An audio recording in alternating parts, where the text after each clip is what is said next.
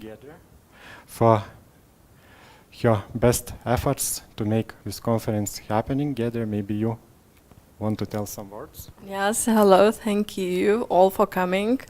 A lot already known people here, so hello family, I'm back home. And I wish you a very great conference, enjoy your time, and we will meet shortly. Yeah, it was a very short speech. Yeah, okay, so yeah, I have one more speaker. It's Professor Marcin Wozniak from the Silesian University and Technology, and a few words from the session chairs of the conference. Labas rytas, good morning everyone. So I have an honor to have a little talk in the beginning of the conference, representing chairs of sessions and representing reviewers. So we are not the bad guys. We are just the guys that are keeping the level of science. So do not blame us that we accepted only a little portion of submissions to the system. But as Roberta said, the number is still increasing and the quality of the papers is also increasing. So since we have the limits, we have to select only the best papers. So we are the good guys, but we are doing the job to make it as good and as high as possible. So thank you all for doing the research. Thank you all for sending the papers and keeping the interest in this conference, which, as Roberta's presented, is constantly growing event. We moved this year to Vilnius, just also to give you a chance to visit another beautiful Lithuanian city. There will be a big program, also scientific, but also some, let's say, another activities like excursion and things like that. So I am pretty sure that all of you will find both scientific matters in the conference at the best level, and also will find some pleasure in the city in every day. So the weather is very good. We've got sun after the rain. So we can say that the sky was crying that the conference is so short, but now it is started, so the sun is coming and everyone is happy. So we are starting the conference. Once again, I want to thank the organizers, thank all the members of program committee for doing a very hard job on reviewing, on reading the papers, suggesting improvements. Also on giving advice on selection of the best papers. I think, as always, we present at the very end of the conference. So we will keep you waiting a little bit with this announcement. And yes, once again, welcome you all, and I wish you have both a good scientific event and also some nice pleasure visit in Lithuania. And for organizing the social part of the conference, I would like to thank our informational partner Go Vilnius, which is a tourism and development agency in Vilnius. And also, okay, what's more?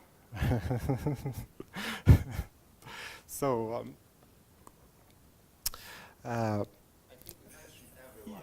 no.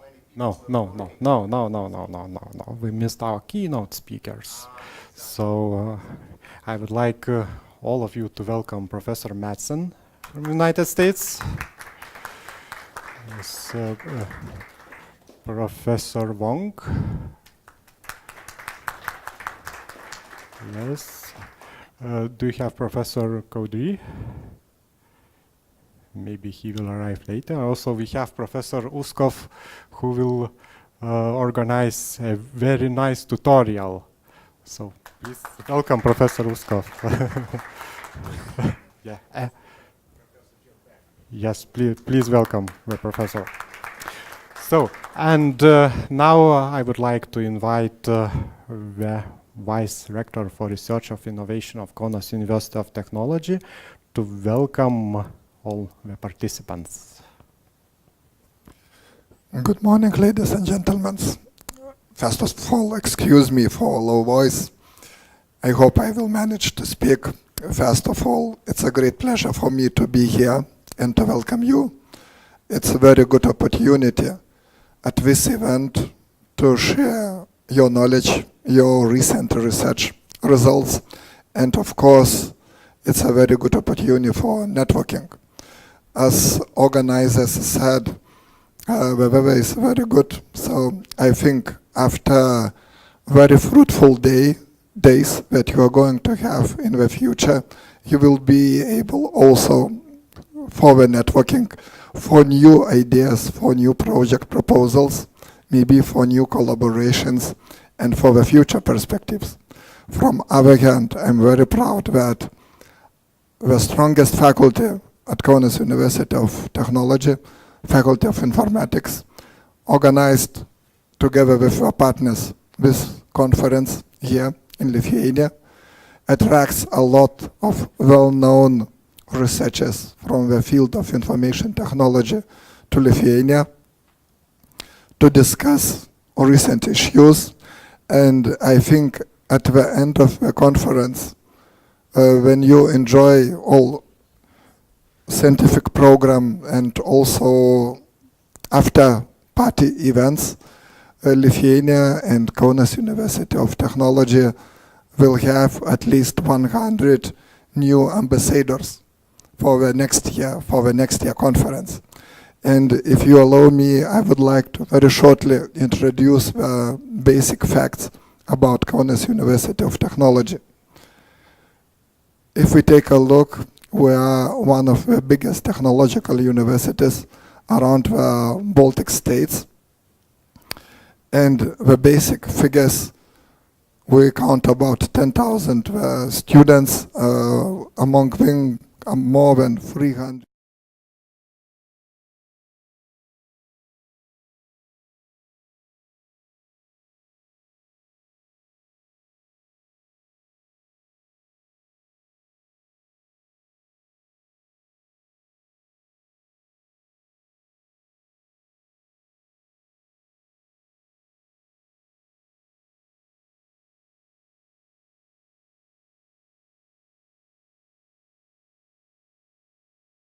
Two valleys which are based on our new top research infrastructure.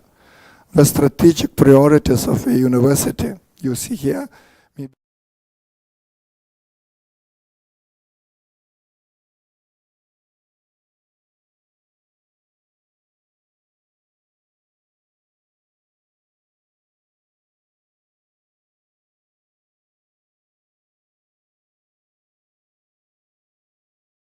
social, economical profit of population. University has defined the priority research areas for 2020. Above you see these 5 main priority research areas. And I could say that we are very strong in these priority areas with international recognition. You could see that 2 business and research valleys with new infrastructure, with new companies who are around the university, who employed our master students, our PhD students, or even it's an incubators for the startups which are created by our students or employees. Very important to mention that all this research infrastructure is opened, and we also are welcoming you in case you would like to use that infrastructure. All equipment you could see using that internet address. Very important to mention that university is collaborating also on the regional level. It means on the Kaunas innovation ecosystem.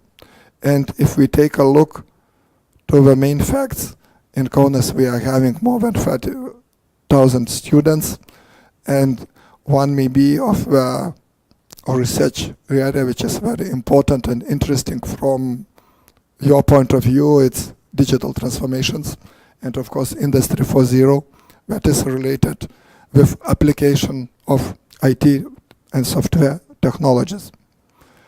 The main our partners for which university is doing research and development services and contracts as biggest national companies as also international companies. University also is a member of wide European and international universities network, among which I could mention the CISA, Baltech, European University Association. Maybe if we take a look to the research output, which is based on Web of Science database, at this point we see that mainly biggest impact we are getting from material sciences, chemical technology, physics. But on the other hand, if you take a look to the Scopus database, one also of the biggest part plays the engineering, among them also we having the IT technologies. Next, what we are very proud, it means the international projects which are done on the European level, and among them the Horizon 2020 program projects. The number of these projects are increasing, and Kaunas University of Technology is a leader by the number of projects here in Lithuania. We could tell that for recent Horizon program, in 18 projects we are acting as a partner. In 4 projects we are acting as project coordinators. And among these projects you could see item project which we are coordinating. If we take a look to the biggest projects which are related also with the whole of Lithuania by establishing centers of excellence. So development at KTU were as project coordinators 2 projects, among them Health Tech and ITEAM. In one project we are as a partner, and we were as main coordinators in framework program 7. Very short description of excellence center in healthy aging. We are collaborating together with partners from Lithuania Health Science University and Vilnius University, and advanced partners from West Europe. Center of Excellence of the Internet of Things. The first phase of the project was successful and approved by European Commission, and now we are applying for the second phase.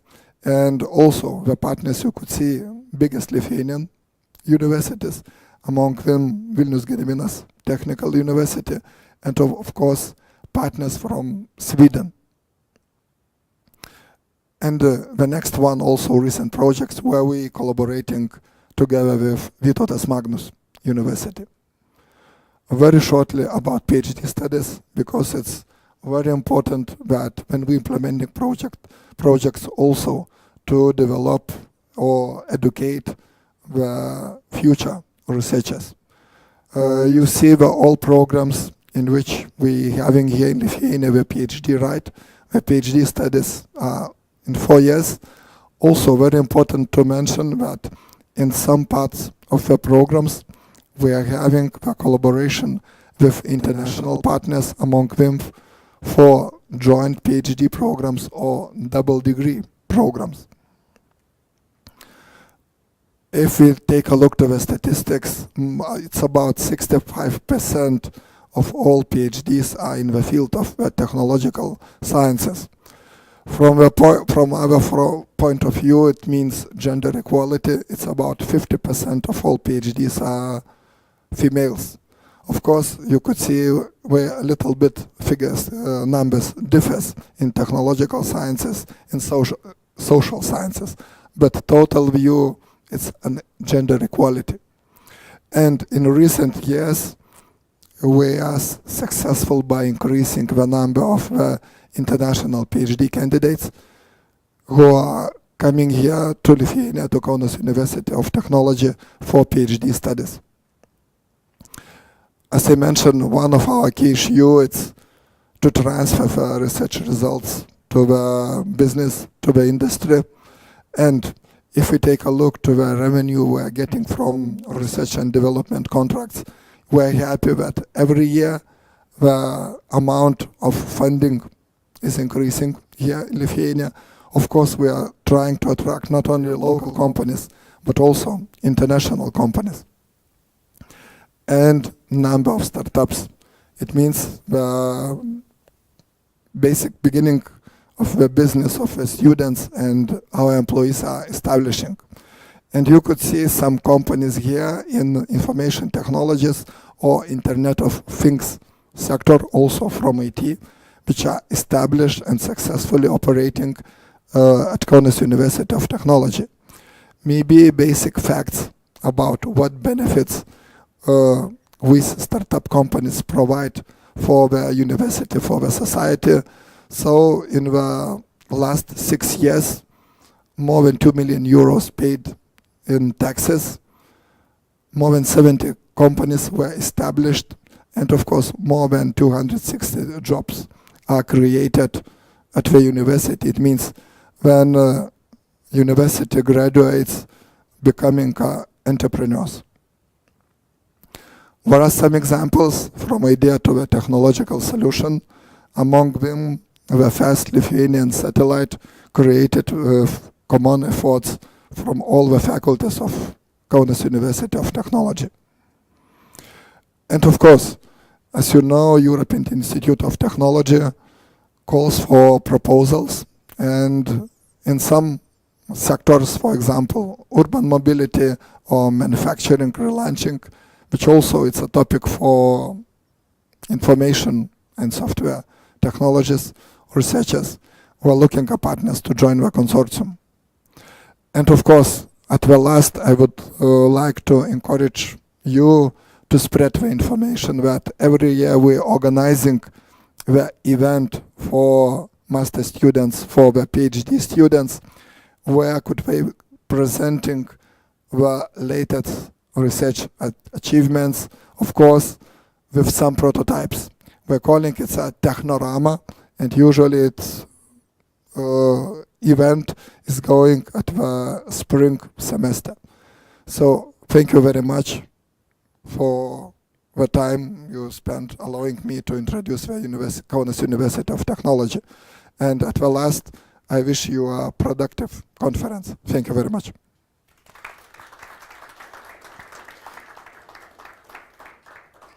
Thank you. Thank you. And now just a short information. Don't forget that we will have excursion to Vilnius today, and the bus leaves at 3:15 from the main entrance of the hotel. So 15 minutes after 3 hours, the bus is leaving to Vilnius. So you are all welcome to participate. Thank you. That was the same announcement, which I wanted to remind. Okay, thank you so much, and I wish you all have a good scientific event.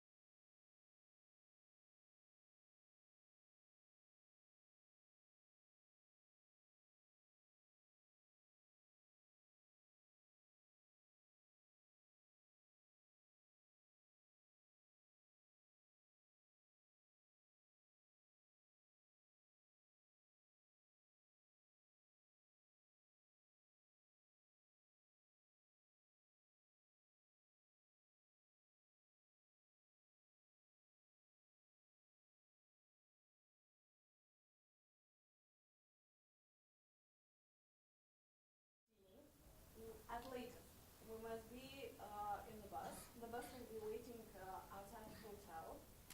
And the next our meeting point will be at the Cathedral Square in Vilnius. So we will be there at 3:45. So all who want to go with us from this hotel are waiting outside at 3:15 the latest. Okay? Good. Yes, Vladimir? Andrea, what kind of dress code do you recommend for evening event? For you, any what you like. It doesn't matter. So jeans will be okay? Sure, absolutely. Thank you. Okay, and one more thing. For those who asked me for the invoices, I have the original invoices for the participants who paid for the conference. So when you need the invoice, just ask me, okay? I have them with me. So, floor is yours. Okay, for our first keynote speech, I am very honored to introduce Professor Patrick Wang, who is a full professor at Northeastern University, USA, and also visiting professor, distinguished guest professor, as well as honorary advisory professor at several other key universities. He has published over 26 books, 200 papers, 3 patents, and he is also the editor-in-chief of the International Journal of Pattern Recognition and Artificial Intelligence. And most importantly, in addition to his technical interest, he has also published a prose book with many articles and poems on the symphonies of Beethoven, Brahms, Mozart, and Tchaikovsky. Very interesting. So the floor is yours. Thank you. Thank you very much. Good morning, everybody. It's my honor and a pleasure to be here to share with you my experiences in the fields of artificial intelligence and imaging processing, computer vision, pattern recognition, and its applications.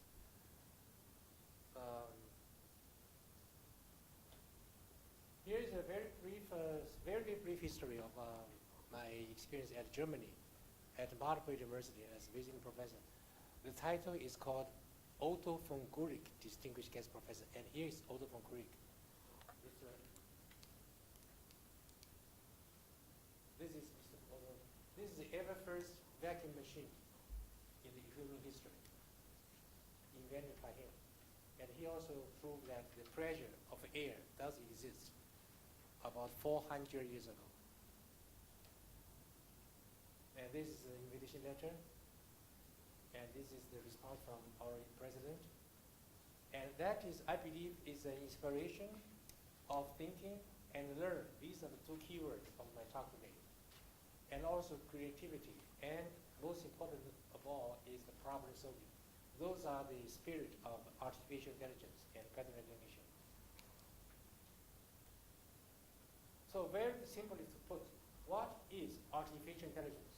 It is to use computers to solve problems for human beings that normally can be handled only by human beings. In other words, it is a simulation of machines by the machine to simulate human behavior. Also involves in machine learning. A very brief history. Those are 4 people around 1955. They put together.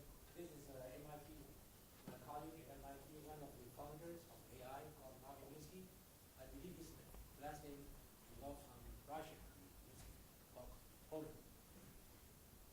And this is when I invited his wife to. Can you hear me? Oh, thank you, thank you. And this is the visit of this lab. He also has a book called Society of Mind. Can you see he used the word mind because that is very important in this area. And this is another Professor McCarthy and Professor Rochester. And also there's a ZADA, which is about the ZADI, the fuzzy logic, which is dealing with not exact data. Things like, for example, how old are you? I'm 14 years old. Nobody says I'm 14 years, 12 months, 3 days, and 14 hours, and 30 seconds. In daily lives, we do not need that precise data. So fuzzy logic, fuzzy data is quite useful for solving a lot of problems.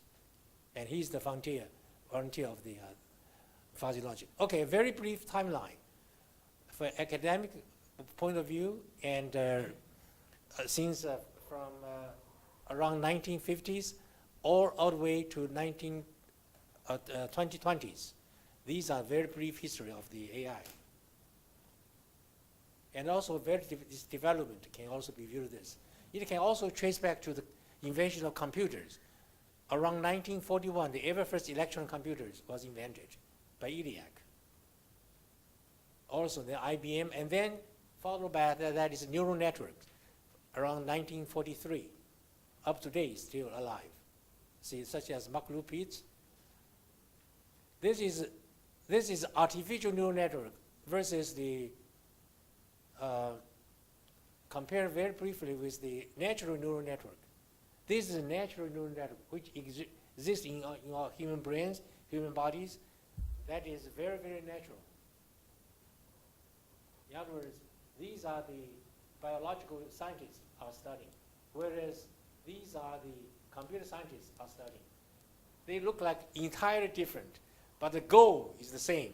Try to study how human being works, how natural works, and then try to use artificial means to help to strengthen the results. Okay, so some advantages versus disadvantages, of course. It's much faster. It's ordinary processor. It has multiple processing reaching simultaneously, which is why we mentioned briefly about the quantum computation. Of course, it's also a disadvantage, such as it is very, very expensive to construct, and it has a bottleneck called the von Neumann bottleneck. Also, another thing worth mentioning is the Turing test. Around 1950s, Mr. Turing invented the first idea. He said the very famous thesis called, actually it should be called Church-Turing, but somehow recent years only people mention the name of Turing. But it has only one sentence. It says every effective computer function is Turing computable. I believe informatics, your computer science department at KTU must also have this common courses mentioning this kind of idea. That is the fundamentals of computer and information science, which is also the foundation of AI, of course. And using his name, there's an award called Turing Award, which is equivalent to the Nobel Prize Award. Recently, we have just announced the Nobel Prize of Medical Science, Chemical, and Physics, just yesterday, I believe. Now, in computer science, there's an equivalent award called Turing Award, which is awarded to the highest level, the greatest achievement, people agree. And this is one of the people who, of Chinese guy who got this award, Professor Andrew Yao from Tsinghua University. It has been applied for a lot of things, including military service. You see, recent weaponry is very, very advanced. It is so advanced that people cannot imagine what destructive power it will cause to human beings. That's another concern. Also, it's applied to game, such as chess. For a long time, people believe that Western chess is simple, that the machine can beat human being. So that's no wonder. But for a long time, people believe that there's a very sophisticated chess called Weiqi, also known as ego in Japanese. For a long time, people think that it's so complicated that human machine can never beat human being. However, a few years ago, at the contrary, the machine does beat human being. So that's called show the AI progress. Here is an example of the so-called. Originally, is Weiqi, which means surrounding the chess. Is a strategy to surrounding your enemy. There's only two white and black, two different colors. You try to surround your enemy and occupy larger area. At the end, whoever occupies larger area wins. That's why it's called Weiqi. In Japanese, it's called ego, because in the Western side, they only know that it's called ego, because that is learned from Japanese. But Japanese learned from China. So very, very originally, it's called Weiqi. And we found that there is a algorithm in AI design. Somebody designed AI technology. The algorithm is so smart that it can beat human being. So that is a very surprising result, showing the powerful direction of the AI. So this is one of them. I think this is first the best human being chess player, and he felt depressed because he was beaten by a machine. Now also around 1970s, the so-called expert systems, which try to solve problems according to a certain area, according to the expertise. It is very narrow. So now people don't talk about it because it is replaced by AI advanced aspects. But let me mention a few seconds. There are more examples such as CAPA, DAPA, and also Artificial Intelligence Group, JPL.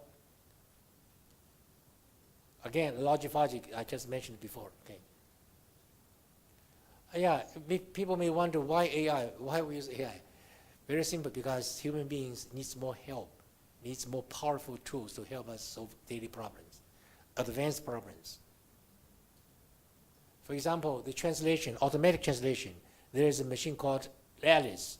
It can answer a lot of questions, such as, what is the best place in eating Chinese food? Now, according to this mechanism, it can answer you that my favorite place is in California or in Maine, northeast of the United States. I don't know whether there's any Chinese food in this country. I believe there are some. But if you want to ask the Alice, he may give you some answers. And who invented the paper towers? Again, it's the Chinese, long time ago, long before Europeans. And who invented the pet rocks? It's the Wright brothers. So those kind of things are. Who? Excuse me, what happens? Magic. Artificial intelligence.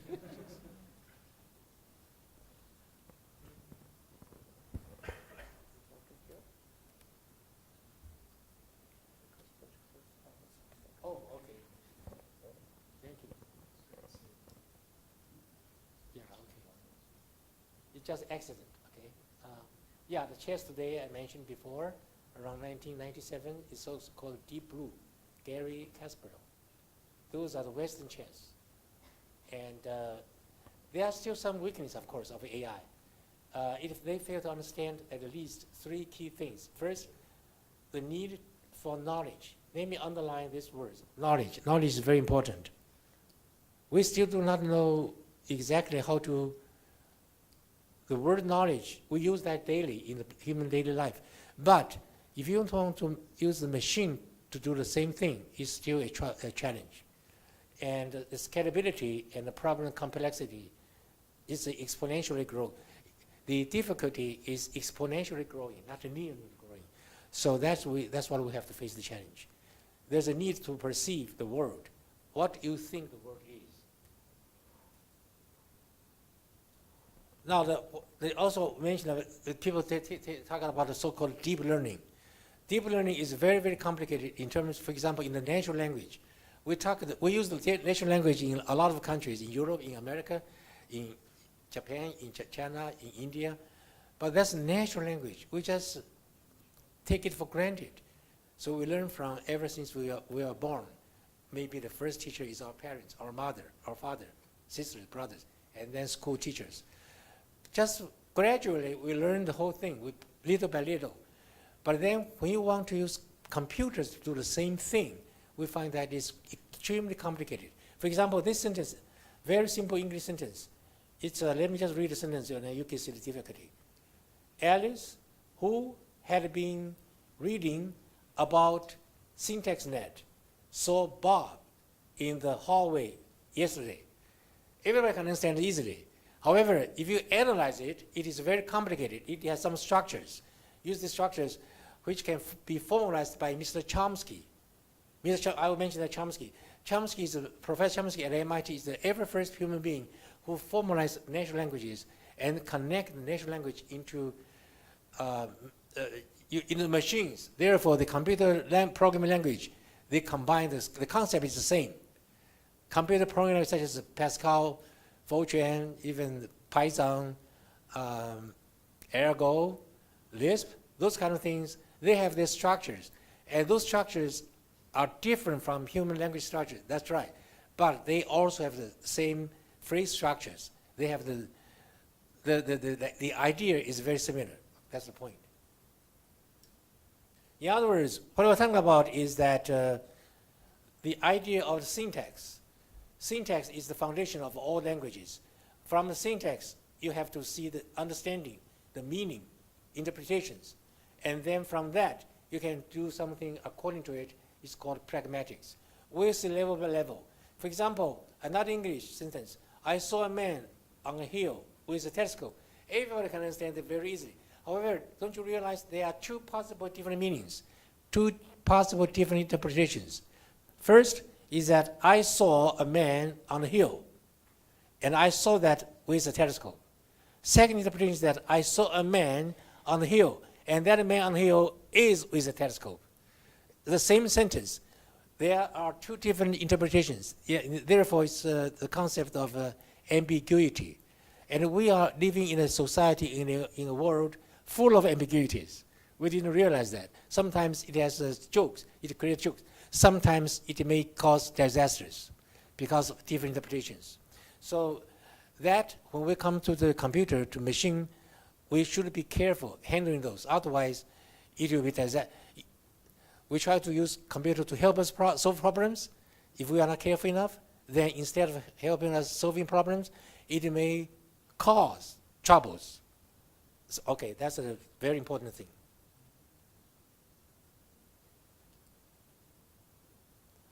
This sentence is really hard one. So I don't have time to analyze it, but you can see there are about how many different interpretations. It is exponential. For example, Kim and Sue or Lee, Ken and Sue or Lee. What happened again? Very strange.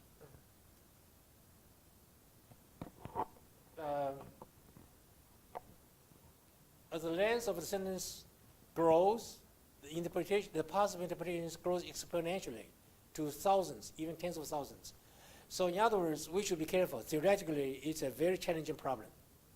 Maybe it's still not only partially solved.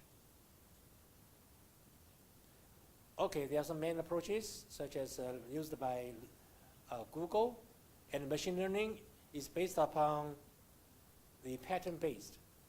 In other words, pattern is very important. I will very briefly explain what pattern is.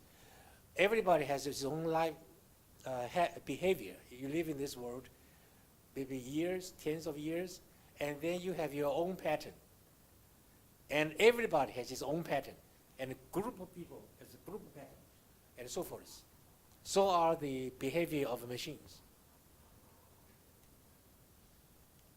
Yeah, it can also help us solve the dealing with the emails. We receive thousands, I believe, thousands of emails every day.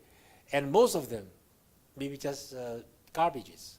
So how do you know which is garbage, which is really important? It can be filtered in advance. That's just AI technique. Also driving without drivers.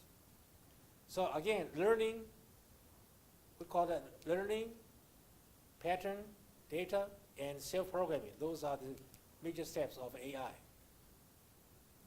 Also called hybrid systems, use different systems together.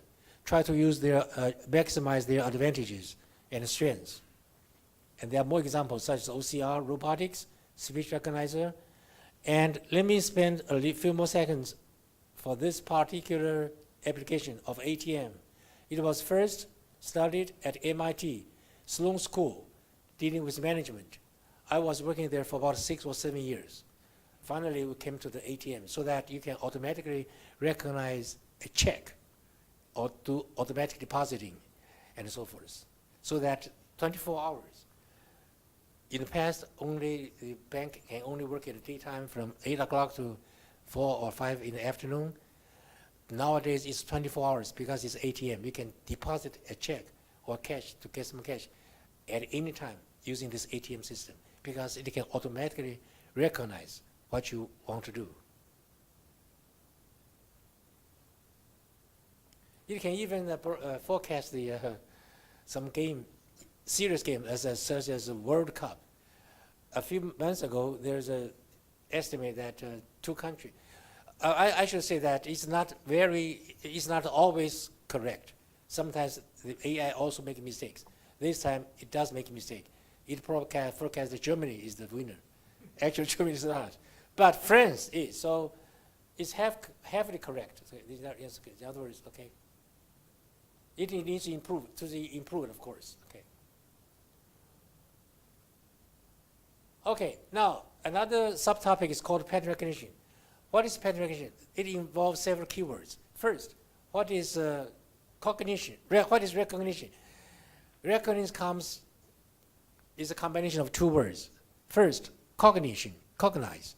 Cognize means to learn. Of course, how do you learn? With brain. Once you learned, then you can recognize based upon what you learned. And what is a pattern? There are thousands of definitions, but very briefly speaking, a class of objects that share some common properties is called a pattern. For example, today we have about 40 or 50 people here. We are a pattern because we are all interested in this conference and we are all interested in this talk. Those two common properties form a pattern. However, it's a very finite pattern. Whether we have 40 people, 4,000 people, 4 million people, is still finite. The real challenge in real world is infinite patterns. What kind of patterns are infinite patterns? Well, for example, handwriting. Just take this for example, all English alphabets. You say, well, there are only 26 English alphabets. How come it's infinite? Well, take capital letter A alone. How many ways you can write capital A? Infinite ways. Some are thick, some are thinner, some are straight, some are tilted this way, and that way some has noise, and so forth. So there are infinite ways of writing an English letter A alone. So in other words, how do you recognize English letter A? There are only 1, 2, 3 strokes. Sounds very simple, but you have to consider all possible ways of writing this A. Then it's an infinite data set. So how do you recognize infinite possible ways of writing A? You still recognize it's capital A because you keep the 3 most important patterns. Namely, there are 3 strokes. 1 stroke here, the other one here, and the horizontal strokes, which touches approximately the middle point of the first 2 strokes. That's the pattern of this A. So in other words, every letter, every numerals has its own pattern. As long as you govern the pattern, then you can recognize it according to its pattern. So are what? So are the human faces, fingerprints, voice, handwriting, signature, and so forth. The very brief history, it takes about one semester lecture to talk about this, but I have only 1 minute. Very briefly speaking, around 1950s, AI has evolved first, and PR is a part of it, much, much smaller. But PR grows so rapidly, it wants to be independent. So be it. It does have a time independent of AI. However, they cannot be separate. They are so closely related. So nowadays, they combine again, but not the same, not back to the same as before. Today, AI is here, PR is here. They have an overlap, which is the heart, core, and that heart is the learning. In other words, AI and PR both deal with heart, with learning as the most important part of his field. Also, so-called biometrics. If you talk about pattern recognition, which is related to human bodies, which is very common, of course, and also important, then it's called biometrics. For example, fingerprint and face recognition, speech recognition, iris, and so forth. Those are called biometrics. Oh, there are a lot of scenarios. I think we can see this is an enlarged fingerprint. Yeah, there are some special properties you can do detailed analysis. And also it can be proved that it's unique. It has right applied to the a lot of fields such as cellular phone. If you enter, say, some huge crowd situation such as Hollywood, the Disney World, not only have to buy ticket, but also have to pass this first test, your fingerprint, to prove that you are not terrorist, for example. And this is a 9-1 example. In a lot of locations, however, fingerprint is so important, but they are human. Every government has its own rule and laws, so it's not so easy to pass the law. For example, United States, Canada, and Europe. I don't believe your identity card, driver license, has your fingerprints, but there's a location, a small place in the whole world. It does pass the law, so its identification card include not only the photos, but also a tiny chip to include your fingerprints, and that is Hong Kong. Yes, I think so. Yes, Hong Kong. See, this is the ID card.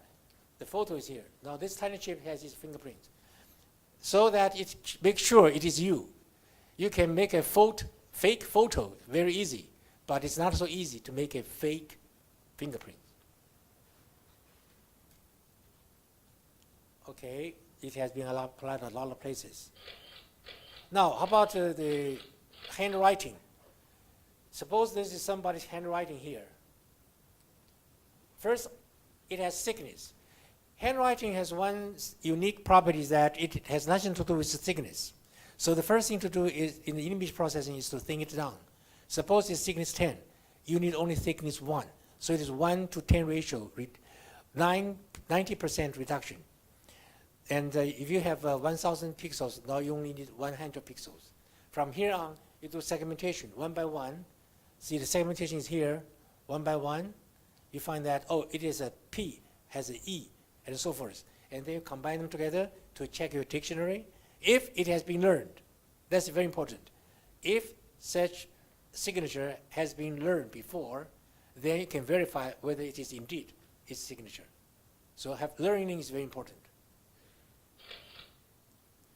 Aha, talk about handwriting. This is when I mentioned, today we have an attendee from Poland. Just a few seconds, I talked to this gentleman and talk about when you come to the country of Poland, there are two people you think immediately in your mind. First is Japan. And when I was giving a keynote at the Warsaw International Conference, they showed me those handwritings. And they have a problem, they assigned me a problem. They say, Chopin was never married, but when he was alive, he has many girlfriends, most notably 4. So he has many love letters. However, some of them are fake. So they want me to detect which ones are fake, which ones are real. Then I say, you should give me large enough sample size. Here are the sample sizes they gave me. And those are the true handwriting of Chopin. So based upon this, you can compare with those other handwritings and make sure whether those handwritings are from the same person or not. It's called handwriting recognizer. Writer recognition. Writer recognition. It is slightly different from signature. Slightly different from signature, but they have the very similar nature. So, talking about vision, there are also several main things need to be taken care of. First, we see things through our eyes, but it is controlled by the brain, of course. And eyes and brains and the body, human bodies, again, let me see, I'll highlight the word brain. Brain is the control of the whole thing. The mystery is still a mystery. We do not know exactly how brain functions. We just try to dig this mystery little by little. So far, we are digging more and more, but it's still not completely solved yet. That's a big challenge. So let's also come to this part. Yeah, okay. I mentioned about the so-called syntax. The syntax, the first thing you contact, you see a word. For example, capital A. When you see capital letter A, you know that is a letter, English letter A. But what does that mean? It means a lot. It means the level. For example, we have level A, level B, level C. Level A is higher than level B, which is higher than level C. In other words, A is the highest level. Also, it may mean a quantity. How many books do you have? I have only a book, a person. So, in other words, when you come to this part, it's called semantics. And according to what you understand as semantics, you will go to the pragmatics. You execute. If you want to give, for example, if you want to give some award to people, a competition, you only to give those which get the degree of A, not B. So that means the A has this meaning. Also, if you count, then A means only one, and so forth. In this case, it matters when you come to this pragmatics. So it is step by step, syntax, semantics, and pragmatics. We're living in a world full of these kind of things. Not only natural language, such as English or Polish or the language of Lithuania, but also machine. Machine, we have the, when machine was invented, people has the language, the highest level is called programming language. Programming language such as Pascal, such as Fortran, COBOL, and so forth. That's what you see the syntax is this level. And then the machine has to translate that into this semantic, that go to the assembly language. And from this assembly language, it goes into machine language. And from machine language, when you send data, it can execute for you, can give some results. For example, let me see. This is very common course in the computer science as I think first undergrad course. In other words, when you see a very high level programming language such as A equals B plus C times D, this is what you see as the syntax. But what does that mean? That means you have first a label with quantity of B plus this result, C times D, and you assign star has a higher level than plus. So it should be executed first prior to plus. Therefore, C times D should be done first, and then plus B. And that result will be stored in A. That's the semantic level. So in other words, assembly language is this. And once you go to the machine language, which is basically 0 and 1s, that's why we see your conference logo of a lot of 0 and 1s, I believe. Yeah, and then when you assign a number, say, if we assign a number B equals to 1, C equals to 2, D equals to 3, then what's the result of A is 7. How do you know it's 7? Because of step by step, syntax, semantics, and pragmatics. So that's the example in terms of programming languages, which also, of course, in daily life, in higher level languages, in natural language, we use the same thing. And of course, in the machine translation, machine understanding, machine learning, also use the same techniques. Now this is an example of the very famous ImageNet by Stanford University, by Professor, I believe Professor Lee. Is a lady, Professor Lee, Stanford University. She created an ImageNet. What it can do for us? It can, for example, can recognize things such as as simple as a cat. Well, cat is different from dog, from horse.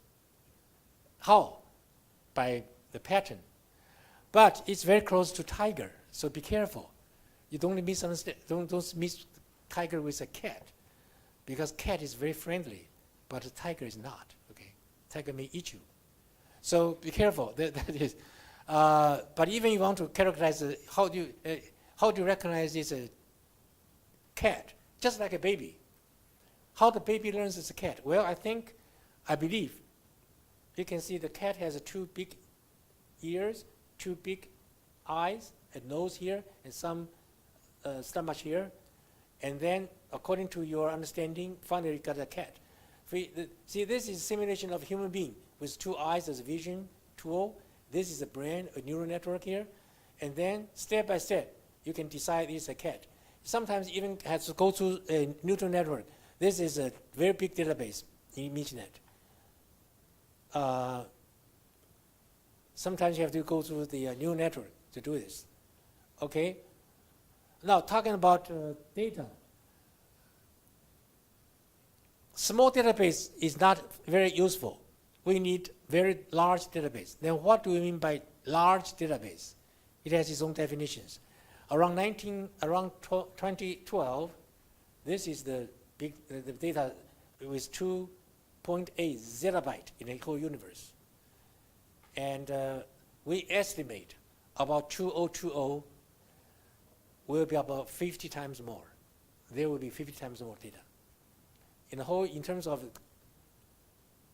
the digital, we have called digital universe. Now, today is 2012. United States about 32% of the whole universe database, and China has about 13%. The rest of the world is 32% and so forth. But when we reach 2020, United States will have only 23%. China will be 21%. It's getting closer and closer by 2020. There's another term called wisdom. Intelligence and wisdom, they have very similar meaning. But I believe wisdom has even higher level because wisdom has ethics consideration, whereas intelligence does not. In other words, look at nuclear bomb, atomic bomb, nuclear bomb, and hydrogen bomb. It's become more and more powerful. But if you use the in the right direction, it's good for human being. But if you use the wrong direction, then it can destroy the whole world. In other words, in this case, we call about intelligence has same status. Intelligence, the higher the better. But if you use the intelligence in the wrong direction by bad guys, such as terrorists, then it's very dangerous. So in other words, there should be some guidance. When we talk about that, then we call about so-called wisdom. So far, people haven't touched that yet. Not yet. Because but people just realize it's important. Because it's just like hydrogen bomb, the atomic bomb. People already realize that if we are not careful enough at the beginning, then maybe we reach a point without remedy. So we should be very careful. So in other words, we can just mention about that at this stage. So the more details about the big database, big data. See, this is the nuclear, this is the so-called neural network to distinguish, say, to recognize a cat. If the level is higher, it's called deep learning. So there are 1, 2, 3, 4. Those are hidden level. Sometimes it's not known to human being. It's only known to the professionals. So there are more discussion about human face with some different distortion. And very shortly, in a few seconds, human face has several geometric properties. For example, this is a very famous TV star, and we believe that he has this geometric shape. And this is another famous star. It has an eclipse. And this famous star has different, I call that base, baseball base. Baseball, you have a look at the base. It has this shape. At the base. Okay, since face recognition is so popular and used very important, so there are some more examples about face. So, okay. Also iris. Those are all biometrics, which is very important. So those are examples. Also the different data, this is called infrared image. Infrared image can take can take out information hidden in human bodies. It's between the skin and between skin and bones. So here are the examples of infrared image. It can do a lot for us. For example, it can detect breast cancer. People for a long time, people think that only women get breast cancer. No, it's not true. Gentlemen, men can also get breast cancer. Here is an example. by using infrared. See, here's an example of the human brain cancer. Because this is, according to this pattern, this is a woman's picture. And we use AI technique to do the medical diagnosis. Here's another thing to detect whether you are drugged or you have drink too much. See, this is an infrared image of somebody, and this is image processing, and we can do some testing to do the level according to our learning experience. If your level is 0.4 or below, you are normal. If you're above it, then you have something wrong. So here's an example. Suppose we are testing this and call level 0.4, and indeed this guy is above this level. So it is either drugged.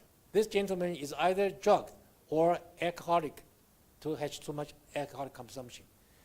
This can help police to do as a supplementary testing, examination, to make sure this guy is indeed drugged or not. This is attitude testing, okay? Okay, this is the overall picture of human AI and pattern recognition. What's the relation? The relation, again, I mentioned about learning. The most important part is learning. Learning involves so many mechanisms, from input data to do the analysis, and then save the result into a dictionary. Once learning is done, then you can do recognition to make a test. Just like 26 English alphabet, one by one.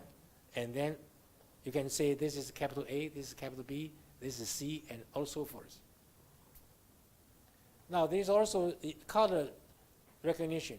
We know that the color, no matter what color we have, is always formed by 3 basic colors with different ratios. So once, this is actually a real example from Harvard Medical School. Some doctors gave me this data. All they need to know is, can you tell me this biomedical imaging has only 2 areas. One is black, the other is white. Can you show me which is white, which is black? In other words, we want to binarize this image. How do we do that? There are existing methods called, this method is not satisfactory, this is not good. This sounds good, it is binarized, but its distortion is too huge. So if you want to combine the first 3 methods, maximize their advantages and minimize the disadvantages, then you come a new one, which is very satisfactory. This is the result. So it's an optimization, part of an optimizing example. Okay, this also tells you the difference between measurement. This is actually a joke. I don't have time to do this. But again, let me repeat and emphasize the importance of syntax, semantics, and pragmatics. Also, learn. After we learn, we get knowledge. After we get knowledge, we can recognize. But it's not a one-way street. The more we can recognize, it helps us to get more knowledge, which in turn get us at more learning capabilities. So it's an ended cycle, which is very, very similar to what's really happening in our brain. Now talk about more about the AI. There are several main properties to be concerned about, which is first image, of course, and then syntax, phonetics, semantics combination, and logic connection and between, this is part of natural language, okay? This is in particular for natural language, between the words. And also it has induction and implied meanings. That's very important. It's logic, semantic network, and knowledge representation. All are related. And somehow it is just happen to coincide with the big structure of Chinese characters, Chinese words. Chinese words has about 5,000 years old history, and the AI has about 50 years old, 50 years history. So that's a very interesting coincidence. Okay. Okay, there are more about the. Okay, let me just show you something. I gave this talk at MIT about 20 years ago. This is a picture I showed in MIT sea sail. Have you ever heard of sea sail? Computer Science and AI Lab, C-Cell. And when I give a talk over there, I show these slides to them, and they find that about 40 or 50 faculties in the seminar. After about 1 hour talk, they can easily understand, learn about hundreds of Chinese words without any difficulty. Do you know why? Because those words are in line, inconsistent with our natural observations in our daily life, even a 5-year-old child. For example, just take one example. Here, this is a symbol of a single tree. Look at the tree. The basic structure of trees is roots and branches. That's very, very old word. And after several years of evolution, this is such a nowadays the single tree. This is a small group of trees, and this is even large group of trees, sometimes taller trees. So we have 3 concepts: basic single tree, and then a group of trees, and large group of trees, and sometimes even have jungle.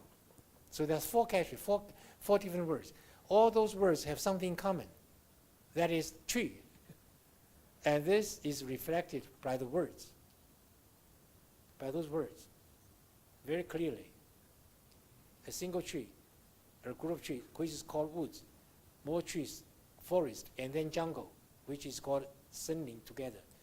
Now you compare with English. Single tree, woods, forest, and jungle, those 4 words all have something to do with trees, the common property in common, but it's not reflected on the words.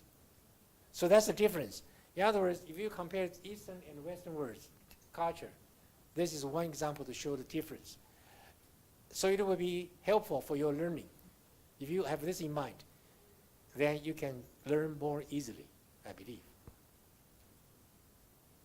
So this is a picture I take from a city called Guilin, very beautiful city. Which is called the most beautiful city in terms of mountain, river, or water. So it has a very special name assigned as a mountain. It's the best. This is the best in the whole world, most beautiful place. And look at this highlighted blue color. You can see what this word means. Look at the structure of this. The top and valley. So there's a mountain. And let me show you more interesting things. What is this word? What does concave mean? Concave. Concave. Is that right? Concave means like a cave. And what is the corresponding word in Chinese? This is concave. What is the opposite? Convert. Convex. How do you write the word convex? This is Chinese word convex. You don't even need any interpretation. I think a 4 or 5-year-old child can easily recognize those words. So that's the difference between 2 different kinds of language and culture. Okay, and that is AI, because AI tries to understand what your syntax, semantics, and according to syntax semantics, it can do something, execute pragmatics. So here's again the concept of the learning. Okay, okay.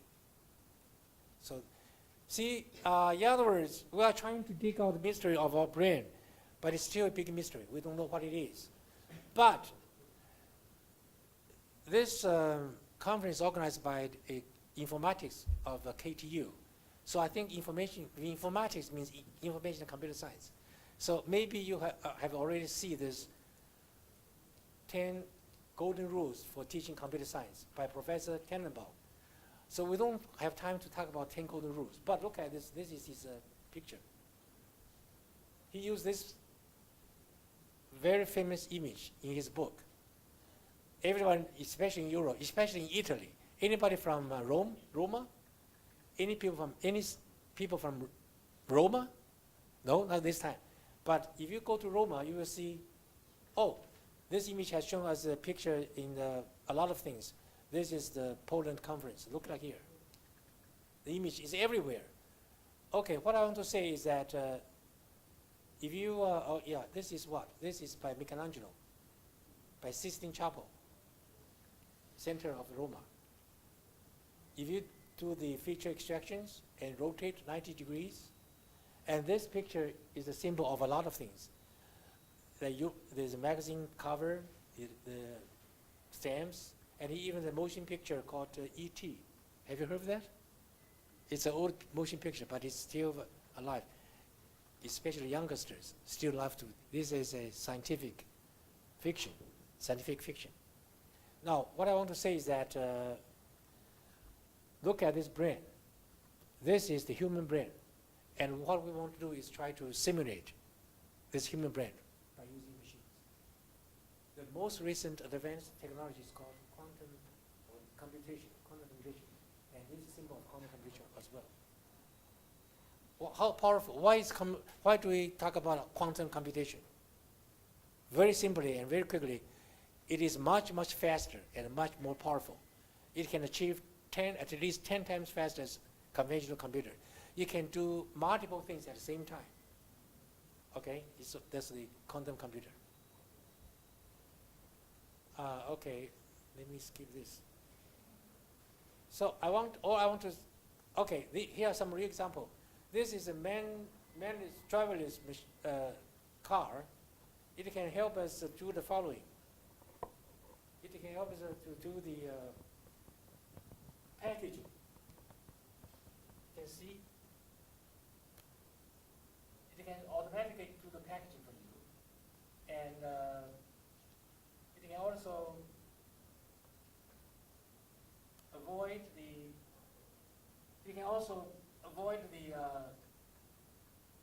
pedestrians. Do not collide with them. Can also obey the traffic light. This is the traffic light. Only see the red light. Only see the green light will continue to work to drive up. Okay, we also have some robots with multiple legs. This is example with multiple legs. 4 legs, which may like a horse or a dog.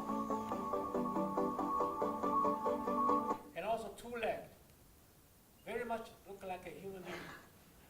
This is designed by Boston Dynamic Company, which is composed of at least including MIT researchers. It can overcome the uneven ground, very challenging, tough situation. Also, most recently, there's a restaurant developed by several MIT graduates. Those are the pictures. The restaurant is totally automated by using AI techniques. For example, let me just show a few seconds. Oh. See, these are the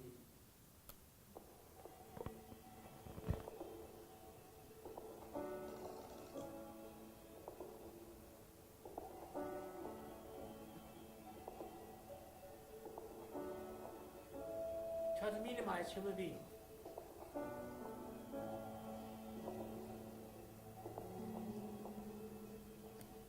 Okay, because of time constraint, let me continue. There's something important. Let me just maybe make some conclusion. Oh, in terms of driverless car, one important consideration is the road sign. There are some road signs which are very, very dangerous. This is one example. Do you see what's wrong with the road sign? If you want to go to Boston, you are driving on a highway with minimum speed 50 miles per hour. You have no time to, you have only 1 second to decide. You only have to, younger you have to make a very quick decision. Now, if you want to go to Boston, do you go straight forward or turn right? I don't have time to do the survey, but in I think 100 audience, I asked the same question about 51 say turn right, 49 say go straight forward. Then it's not right because you have to, you cannot be, this example of ambiguity is very dangerous. You have, since the direction should be go straight forward, then we should do this way or this way. There should be no ambiguity. That's much safer. You don't have time. You cannot afford considering during hesitation and then hidden by somebody else. That's very dangerous. And is that only exceptional? No. My students gave me a survey. They are full of such things in the whole world. I believe this city must have them. Look at this one. Look at this one. You should keep right or keep left. The word says keep right, but the arrow points to left. Oh, it's very dangerous. Especially you have a machine, robot driving for you. Then it may have some collisions. So in other words, we should be very careful about this. Okay, there are some other ambiguities, such as do you see a 28-year-old lady or 82 years old lady in the same picture? This is 28 years old. But if you continue to rotate it, the same picture will be conceived as 82 years old. What a difference. The same picture. Be careful. Do you think this is a Donald Duck? Do you think this is another head leader of some country? Actually, they are the same thing.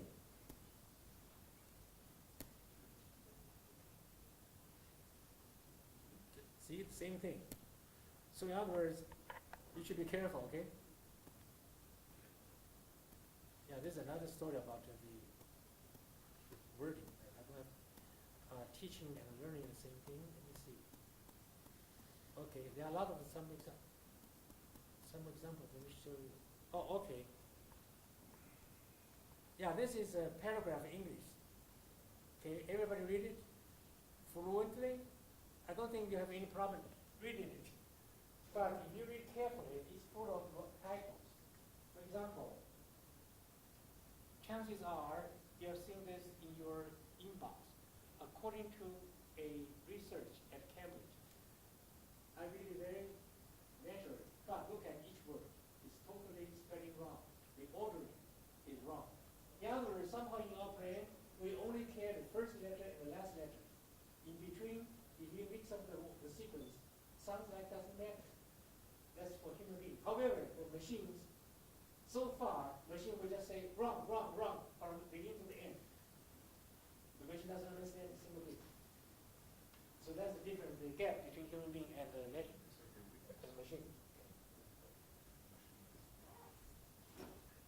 Okay, let me see. There are a lot of things. In other words, let me just conclude the talk by the following.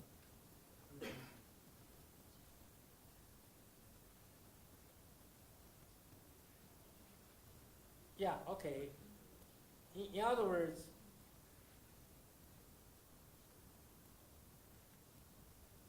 for the future, there are three major things we should be considering. First is the automatic recognition, totally just as a human being. Second, thresholding is important. And also establish an image database called big database is the main concern recent years, and also in the future. See, this is talking about the Chopin. When I was in Warsaw, they showed me this is the piano played by Chopin, played by Chopin. And those are some pictures when I get. This is the Marvin Minsky. This is Chomsky. This is Zada. And this is Clues, Stanford Clues. And this is Patrick Winston, the last director of CSAIL. And you know who these are? Sounds familiar? If you have a good face recognition in your algorithm in brain, then you can recognize I believe this is KTA.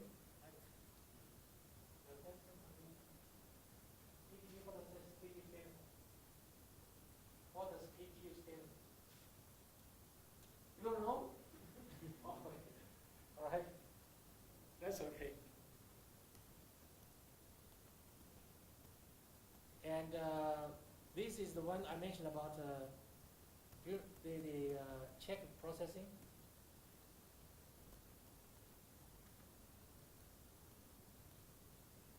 Yeah, here is a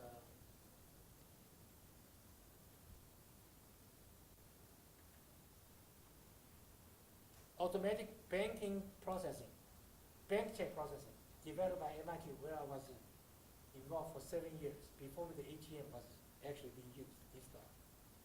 Okay, here's another picture similar to the one by Michelangelo, human bodies. Sounds like purely artistic, but it's all AI and biometrics, especially biometrics, use that as a symbol, very good symbol. Finally, I conclude with the journal.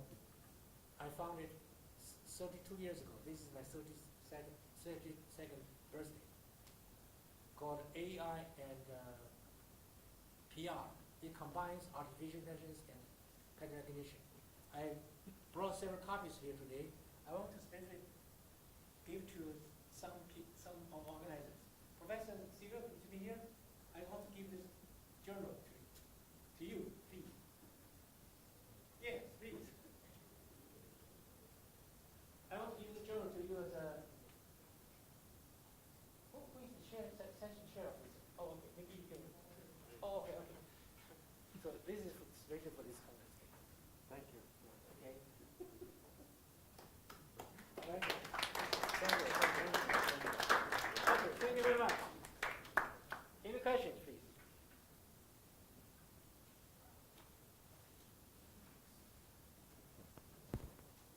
As you can see, I have a counterpart from Germany as the chief editor, and I'm from USA. So now we want to add a third new editor-in-chief because we are growing. We have thousands of papers submitted every year, thousands. We can only accept about 1/10. 10% ratio is accepted. Thank you. Thank you very much. And I want to award you with a certificate of participation. Thank you for coming. Oh, thank you so much. Oh, thank you.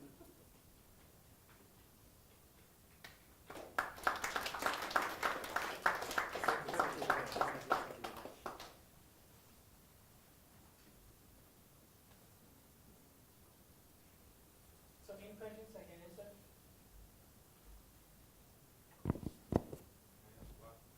Yes.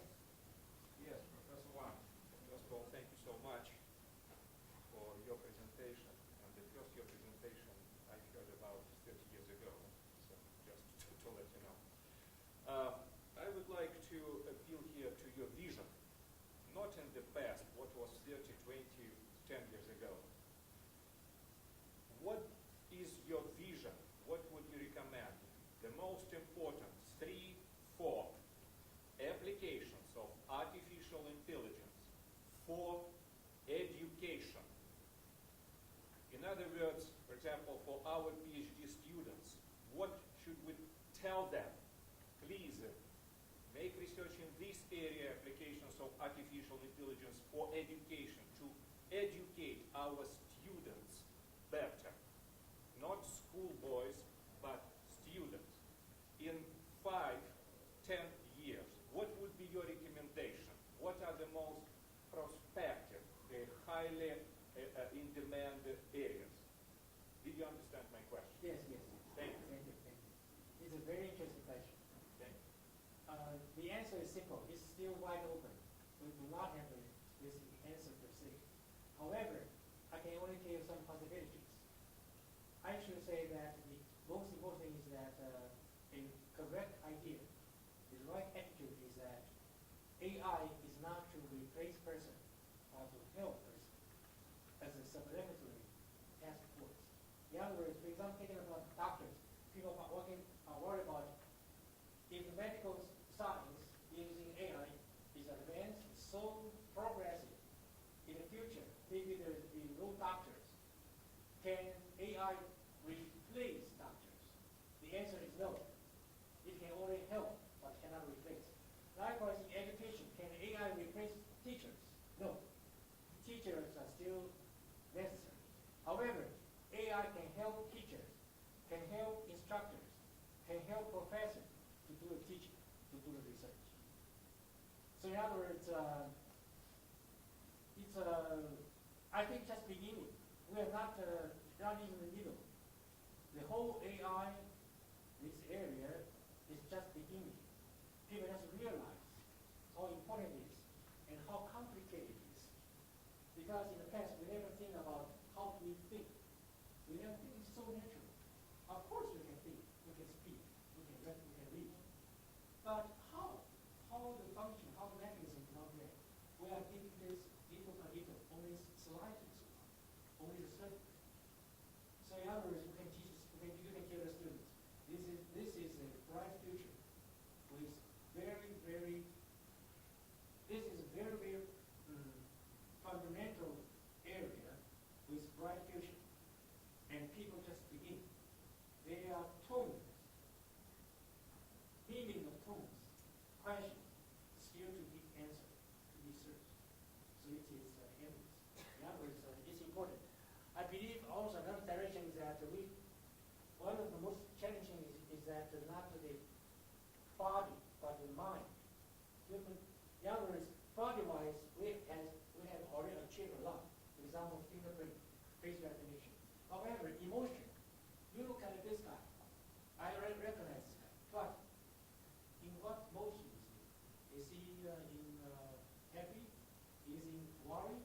Is it anxiety? Is it in anger? And so forth. That is still to be explored. And that is very much necessary because in our daily life, we are facing people not only, I know this is you. That's not good enough.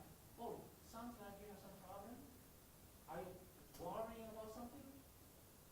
Or are you happy about something? Those kind of things we still cannot by machines. We just begin. Any more questions? Thank you again, Thank you. Professor. Thank you very much. Thank you.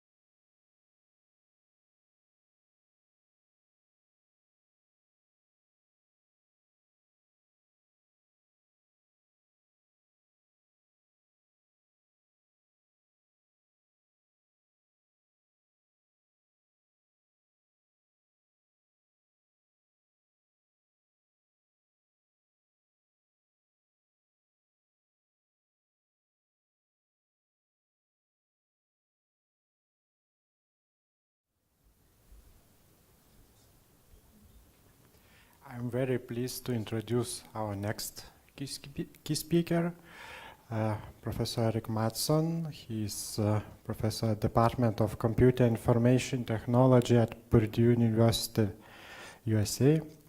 And he also has been visiting professor at many other universities, and he's also director of a Robotic Innovation and Commercialization and Education Research Center.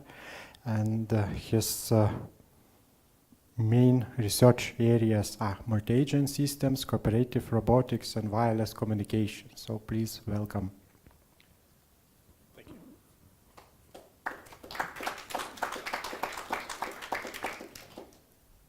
Thank you, everyone.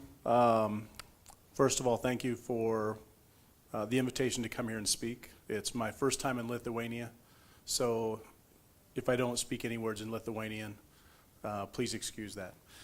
Hopefully by the end of the time, by the end of the weekend, I'll be fluent. So today what I want to talk about is the development of systems we're doing to support our work. As Roberta said, basically, what we're working on are multi-agent systems, and we kind of changed that now to multi-actor systems, mostly in the area of robotics. But you'll see today as we go through this that it's a lot more than simply just robots and agents now. Now, I also realize that I have a really unfortunate situation that I'm the only thing keeping everybody in here from lunch. So or I guess dinner, as you'd say. So we'll try to go through things as quickly as possible.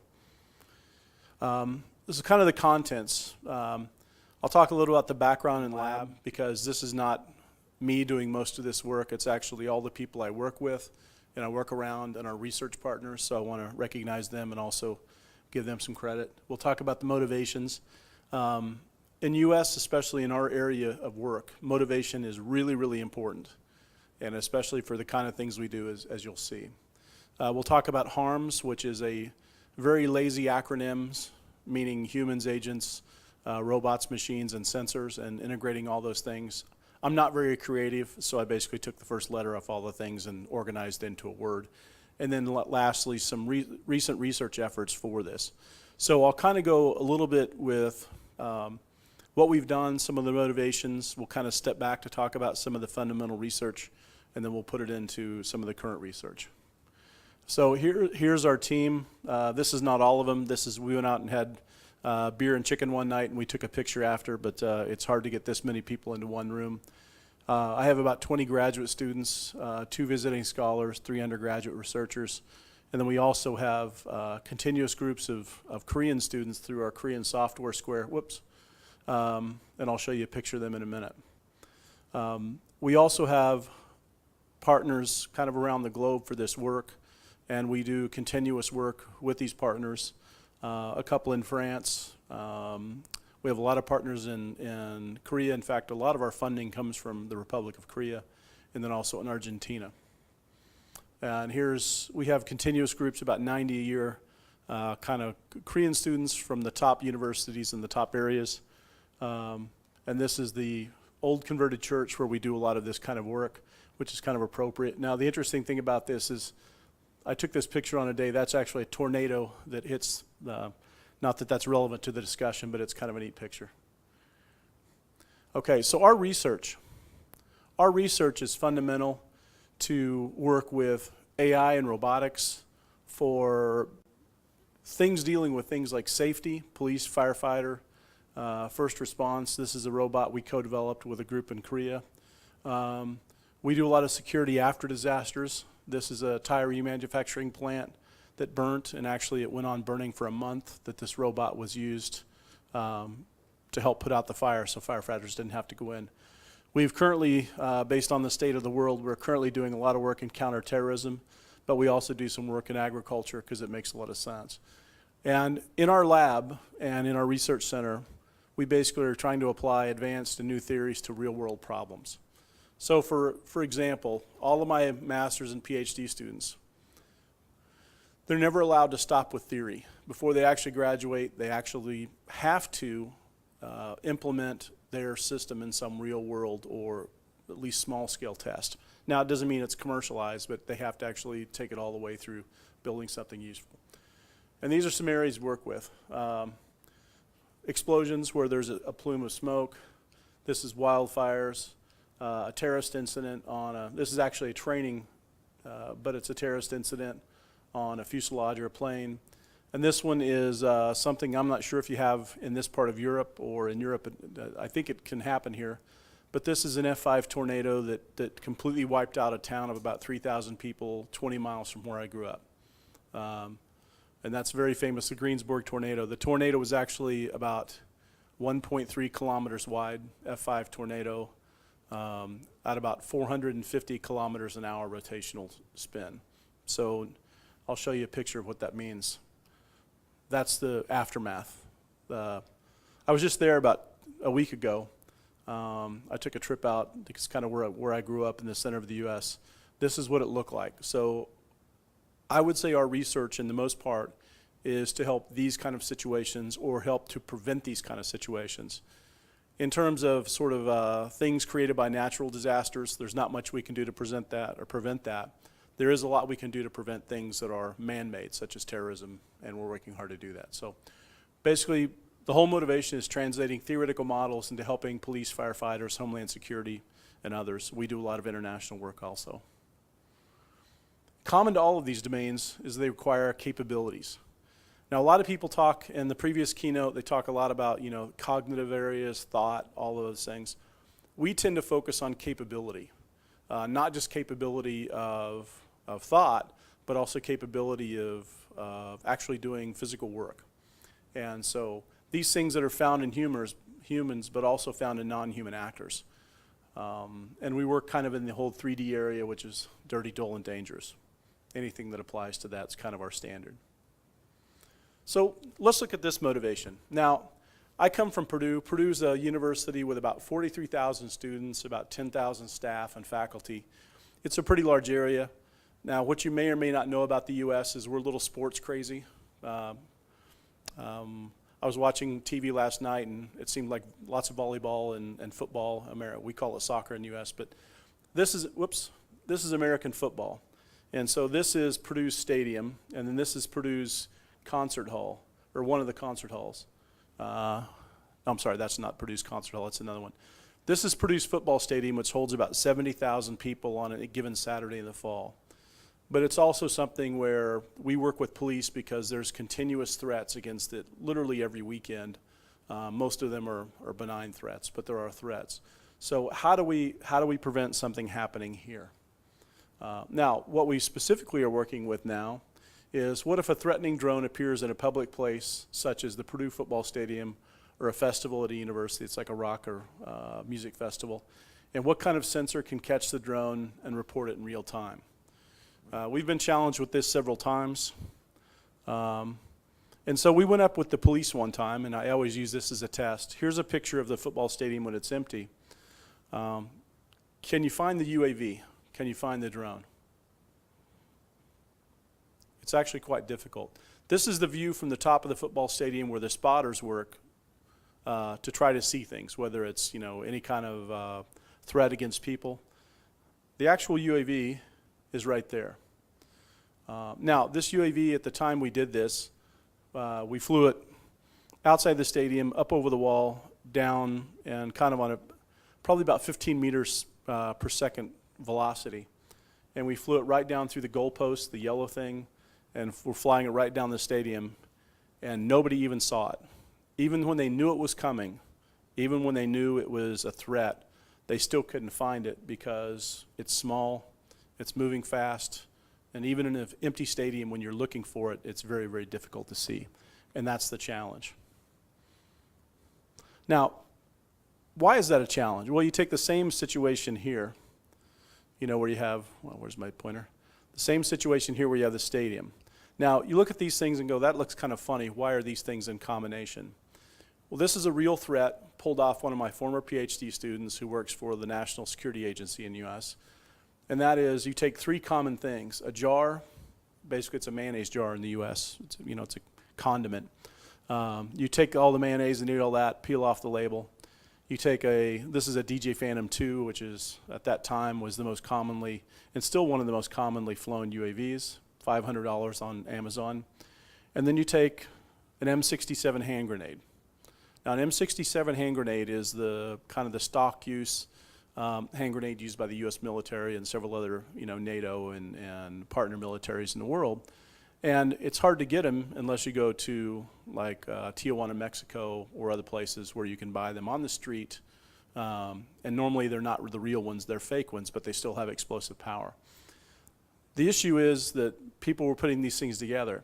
So I could take 3 of these, and I have some of these that are dummies, and I thought not to bring them on the plane with me to here. I usually use them in my presentation, but I thought probably I wouldn't get here if I put them in my bag. Amsterdam, they might have put me in jail or something. But if you know how one of these works, there's a little pin here, and when you pull it, that allows the armature to come out, and when the armature comes out, it arms, and you have a limited number of 3 to 5 seconds to throw it, depending on the model. But in this case, what you can do is you can pull the pin out, keep the arm compressed, slide it in the mayonnaise jar, and you can put 3, and it's kind of, you can see it doesn't extend fully. So I can put 3 of those in a mayonnaise jar, put the lid on the mayonnaise jar, tape the mayonnaise jar to the bottom of this UAV, and then fly it under the same trajectory over the wall into that stadium, crash it in, and each one of those grenades has about a 15-meter injure and kill radius, which means a lot of people are going to get hurt, injured. Now, the other thing, too, is with that, I can incite a lot of panic. Now, the cost of that whole operation, about $500, about $1, plus you have to eat the mayonnaise or throw it away. And then you get a few of those in Tijuana for $20 or $30 a piece. So you might have, with a little bit of ingenuity, about $600 in this. And we tested this scenario with fake ones, and any one of my master's students can pull this whole operation off with less than an hour worth of training. And so that's the danger. Now, this is also, if you see what's going on in the world, if you looked at what happened in Venezuela a couple of weeks ago with Maduro, when he was giving a speech, and all of a sudden there were exploding UAVs. Well, I guess it's been longer than that. But exploding UAVs, luckily nobody was hurt. I guess there were a couple of people that caught some shrapnel, but they weren't really badly hurt. This is what we're trying to prevent, and this is what we work on. Now, this is kind of where I'm going backwards a little bit, but this is kind of where all this started. On January 26, 2015, this UAV landed on the front of the White House. Now, if you've ever been to the White House in the U.S., it's actually one of the most protected pieces of real estate there is. Not only the actual grounds of the White House, but around it. If you want to commit a crime, I suggest you commit a crime anywhere but there, because there's more police. You don't even see them. They come out of the ground. They come out of the woodwork. They're everywhere, and it's very heavily protected space. But even given that, this UAV landed within about 20 feet of the White House and just crashed at 3 o'clock in the morning. Now, the person who was flying it wasn't a terrorist. He was actually a Department of Defense worker who was trying to impress his new girlfriend with his drone flying skills at 3 o'clock in the morning when he had way too much alcohol. And the drone, not only, he was from an apartment somewhere in the DC area, and it flew off and actually just happened to crash at the White House, which didn't do anything for his Department of Defense career. I'm not sure where he is now, but he's not working in the same job as he was. But what it showed was that even at the most protected space in the world, there's no way you can protect against these small Class 1 UAVs, and luckily it wasn't carrying anything. Now, on the Washington Mall area, which is the area around the White House, you see the big tower, and the Capitol building and the National Mall. Just last year, there were 134 confirmed threats with UAVs. Now, that's not people flying them. That's people trying to do bad things with UAVs. So this is something where a lot of things happen continuously. We do work with them. Now, after that, what happened was me and my group, I was called to Washington, D.C., I was told to come to a meeting of which I didn't know what it's about. Normally, when you go to Washington, D.C., to go to a meeting which you don't know what it's about, that's not a good thing. That means you've been summoned or subpoenaed. That what it was. There were 8 groups invited. We went up there, and we were told to solve this. And the basic specifications we got were, You have to solve the problem of a UAV breaking within 500 meters and hitting a target. Combination of obstacles. You have to presume that humans are around. You have a 500-meter range of detection. You actually have to detect and actuate your system within 2 seconds. You have to deploy some countermeasure, which means go up and destroy the UAV within 4 seconds. You have low regret remediation. That's probably the hardest thing. That means you can't hurt anyone around. All elements of the system have to be either already developed and tested or off-the-shelf technologies modified for this specific function. So we really can't build anything, and the system is fully autonomous, no humans in the loop. Now, what I didn't put up here was the most difficult thing, is we had to show this and do a field test within 90 days, which was kind of a challenge. So we called it Project Bananas because it was crazy. But the first thing you have to go back and think is, what are we trying to detect? A UAV roughly the size of a DJ Phantom, it's very small, and it's very limited. And the problem is it's all air, and there's very little metal, so most of the common sensors can't see it coming, and that's an issue. And that's why it wasn't picked up. If you try to fly your helicopter, you try to fly a jet at the White House, they'll pick it up, they'll scramble F-16s, and you're going to have a very unhappy landing or be shot down.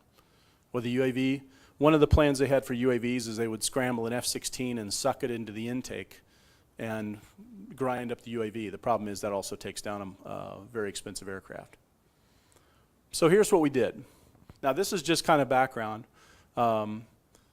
We tried all kinds of things. We invented the world's most cool paintball gun. We had a paintball gun that would fire 1,000 paintballs a second, which we'd win every paintball fight. But it was kind of like a G minigun with paintballs. Problem is range. We tried water cannons. We tried net walls. We tried lots of things, most of which worked very inefficiently, but they were too easy to overcome.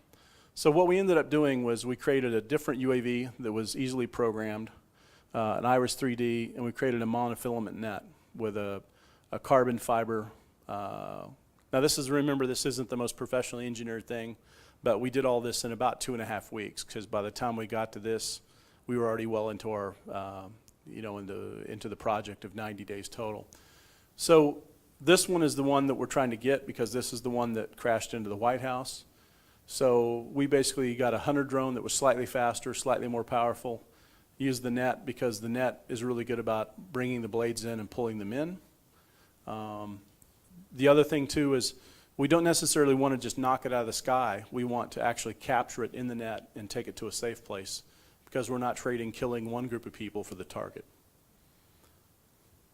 Now, with that, what we realized is we had to have a very kind of difficult system. How do we take all these things and wrap it into one? So these are some of the things we were given to work with. Now, we had a SAR, so we actually built, and this is something I'll show you later. Whoops. We built a SAR, which is a synthetic aperture radar, from scratch. We used Mustang, which is a radar that was used in Afghanistan and Iraq by the US military. And that was made for tracking inbound ballistic rounds, like a 22 round, a 7.62 by 39 round, those kind of things, to when it was a sniper was using it. We looked at LiDAR, and we looked at acoustic systems. So we looked at all kinds of different ways. Now, there's a lot of more things we could have done, but the problem is, in the time frame we had to do it, we're trying to come up with just a few things. But we had to take all of these things and synthesize them into one signal to give to the system, where we had net guns and walls and paintballs, and we had other things. So we were synthesizing all this stuff into one system. Now this becomes really useful later, but the whole idea is the Overlord system, which is famous for the D-Day invasion. If the distance is less than 300 meters, we have to activate it and publish it to all these countermeasures, which should then try to knock it out of the sky. So here we went out to an old decommissioned airport and did the experiment. Here's the target. Here's where the UAV would actually fly in on a non-ballistic trajectory to try to attack the target. And here's the people sitting in a little small village that thought we were probably terrorists or doing something really, really bad. Now here's the results. This is kind of radar and LiDAR, two successful things. Some of the things didn't work really well, but the radar, this is the hunter drone. the one we built to kill the other one. Here's the actual runway layout. Here's the target. All the black dots are where we think the UAV was at any given time. That's basically trying to build a track, and then the red dot represents where we actually killed it. And we killed it both with radar and LiDAR. So what happens here is you can see even at 300, well even at 140 meters out, at 350 meters is the first time we actually detected something. So with a radar that costs $12 million that's used by the military to track inbound sniper fire, which is a bullet the size of my fingertip, we still couldn't track a Class 1 UAV that you can buy on Amazon anywhere in the world for $500. The first time we actually see this is about 140 meters, and it's coming in. So about here is where we got a good enough detection that the UAV takes off. And what happens here is it goes out here and thinks it's here, but as you can tell, the track's all over the place. So it actually misses it here because it's not here, it's over here. And then it comes in and actually kills it somewhere around 35 or 32 meters from the target. LiDAR was a little less good, but it's also quick reaction, but you can see it's almost at the target when we killed it. Now, we made these actual kills. This was the first time that's ever been done, that's documented by the US government. We had people from the CIA, the NSA, every three-letter agency in the US government were there watching it at this old abandoned airfield in the middle of a cornfield in Indiana in the US. And we did it on the 88th day of the 90 days. Now what I didn't tell you at this point is after 1 or 2 weeks, all the other 7 teams that were asked to do this, 4 of them quit after 1 week saying this is crazy, it can never be done. And the other 3 were fired. And so after like 3 weeks, we were the only team left, so we had a lot of attention, a lot of pressure. Here's an actual video, and I'll kind of narrate it a little bit. At the end of this, if you hear some curse words or some bad words, please excuse that. Everybody was just really happy that it actually worked. So this is the runway. Here's the hunter drone. Here's the bad drone.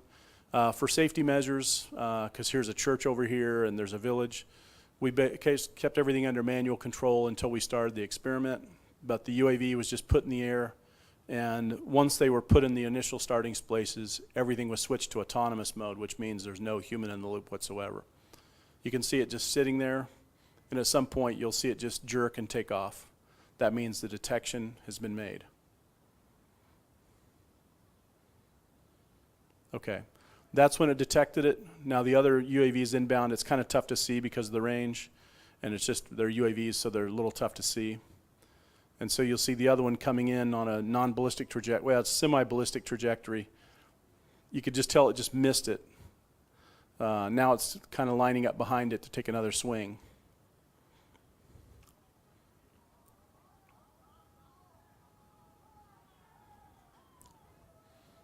So that's the first ever autonomous, completely drone kill. Now at that point, the good thing about it is everybody off the project who was in Washington, everybody thought that there's no way this can happen, so they sort of set us up for failure in Washington, you know, like politicians do. But when we actually did this, all of the people we'd worked with for the 3 months were all given different jobs. The money was increased by like 10 times, and then they turned it over to other politicians, so it was a normal political thing. But the project did work. So what that showed us is that we needed to find ways to decrease latency and make this better, because a lot of the things that we tried to do didn't work.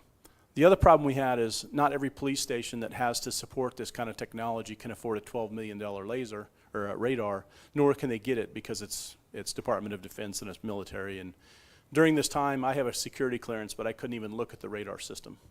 And so that means that we have to build these technologies for people and make it accessible. And that's everything that we've done now are accessible technologies that anybody could have, not only in the US, but any other country. Okay, so the problem is we solve the problem under one scenario, but it's a very complex multiplayer adversarial game, speaking in AI terms. Continuous emergent behavior, irrational acts and behavior, and fast-moving technology changes. So how do we respond to that?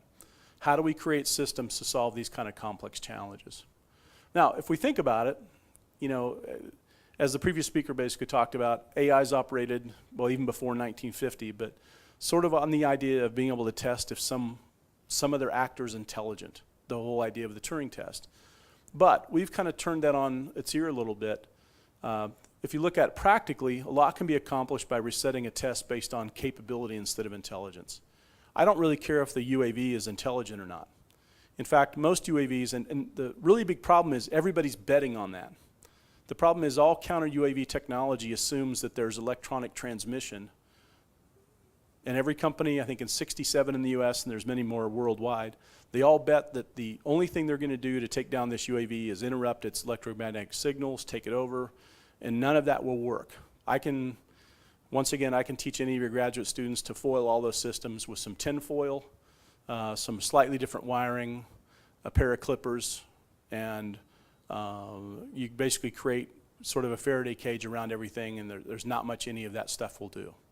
And so it's very easy to defeat. And for the most part, the terrorists now have figured out that they don't really need to be around to guide it. I can just do facial recognition, optical recognition. I can give it some other way to target something, turn it loose and let it go, and I can just get in my car and drive away and carry out another mission another day. So in these things, capability is measurable. Intelligence, there's too many arguments and definition, but capability is something we can work with. So our approach was, and this is something we've been working on for a while, we're teaming these things. We have systems which employ like human teaming based on capability, indistinguishable. I don't care if a human or somebody else does it. They're open, they're scalable. And then for all of our practical work, we developed many, many kinds of accessible sensors. Acoustics, low-cost radar, optical flow, image analysis, and all above based on AI software as the enabling technology. Now here what we also did was create a flow. So for a counter UAV, you have to be able to detect something, you have to be able to track it, you have to be able to categorize it, and then make decisions before you do remediate or forensics. Now the reason that's important, I don't know if anybody does this kind of work in this room, the biggest problem is if there's a UAV flying over a stadium and I take it down with the police's permission, if I take down a UAV that's, in the US at least, if I take down a UAV of which it's not a terrorist threat, then I'm somewhere between a pirate and a terrorist myself. Because under current law, I've done the same thing as take down a Cessna. And so we've added in additional steps to categorize it and decide to say that, okay, the UAV is coming. I don't know if it has C4 strapped to it or a camera or there's nothing. It's just some drunk college student trying to take a picture of the Lollapalooza concert. But we have to actually make a decision in the air, real time, whether it's a threat, and then be able to take it down. Otherwise, I go to jail for the rest of my life, which I'm not sure I want to do to take down, somebody's 3D image analysis. So detection, we're working on things like acoustics. Acoustics work really well for detection. They don't work well so much for at least too well for tracking at this point. We're working with optical flow and radar, image analysis, and we basically make all decisions using the HARMS framework. All right, so HARMS, I'll go through this pretty quick. The whole idea is how to make all these things work together. This is kind of our fundamental research area. How to have indistinguishable interactions, which means I don't care who does what, whether it's a machine, a robot, an agent. All I want's the most capable actor carrying out capability and doing something. So how to provide a multi-actor system that's not limited to a particular methodology. Whoops. So here's kind of the idea. We have sensors, we have humans, we have agents, we have robots, and we have machines, and they all kind of share these capabilities. But for example, we have a request. I'm a human. I have 3 different actors working in a system. I have a Samsung refrigerator, I have a temperature sensor, which is $1, and I have a $10,000 robot that has specific things on its hands to pick up fruit. So if I make a request and I say pick up the apple, I don't really care which one does it. This one can store the apple, this one can tell the difference, but only this one can pick it up. So the one who has the most capability can do that and maybe hand it off to the others, but they can't do it. So I don't care who does it. I just want somebody to do it that's the most capable. Now, harms is a multi-layer concept. It's something we've been working on for several years. We've published quite a bit about it as far as doing projects. And the whole idea here is we have these 5 layers. We have networking, communication, interaction, organization, and collective intelligence. So kind of I could spend 4 hours just talking about this, and I have before, but networking basically before we can do anything together, we actually have to form some sort of connection. And so the network is the basic connection. Communication is something where we have to establish some common form of way of interacting, or common form way of talking so that we can interact, and that could be gestural, it could be natural language, it could be a number of things. Interaction, the next layer is sort of the kind of old boilerplate, Russell and Norvig, common say interaction is just sort of group rational decision makings. Once we can communicate, we have to be able to make decisions together as a team, which leads us to organization. Once we can make group rational decisions, then we can organize based on capability. And then what happens later is, just like in human society, collective intelligence begins to create emergent behavior. When we can do things together, we start realizing that things come out of that. And so we just have all these things to where each actor, whether it be human, agent, robot, machine, or sensor, will have one of these stacks in it and can work together, right?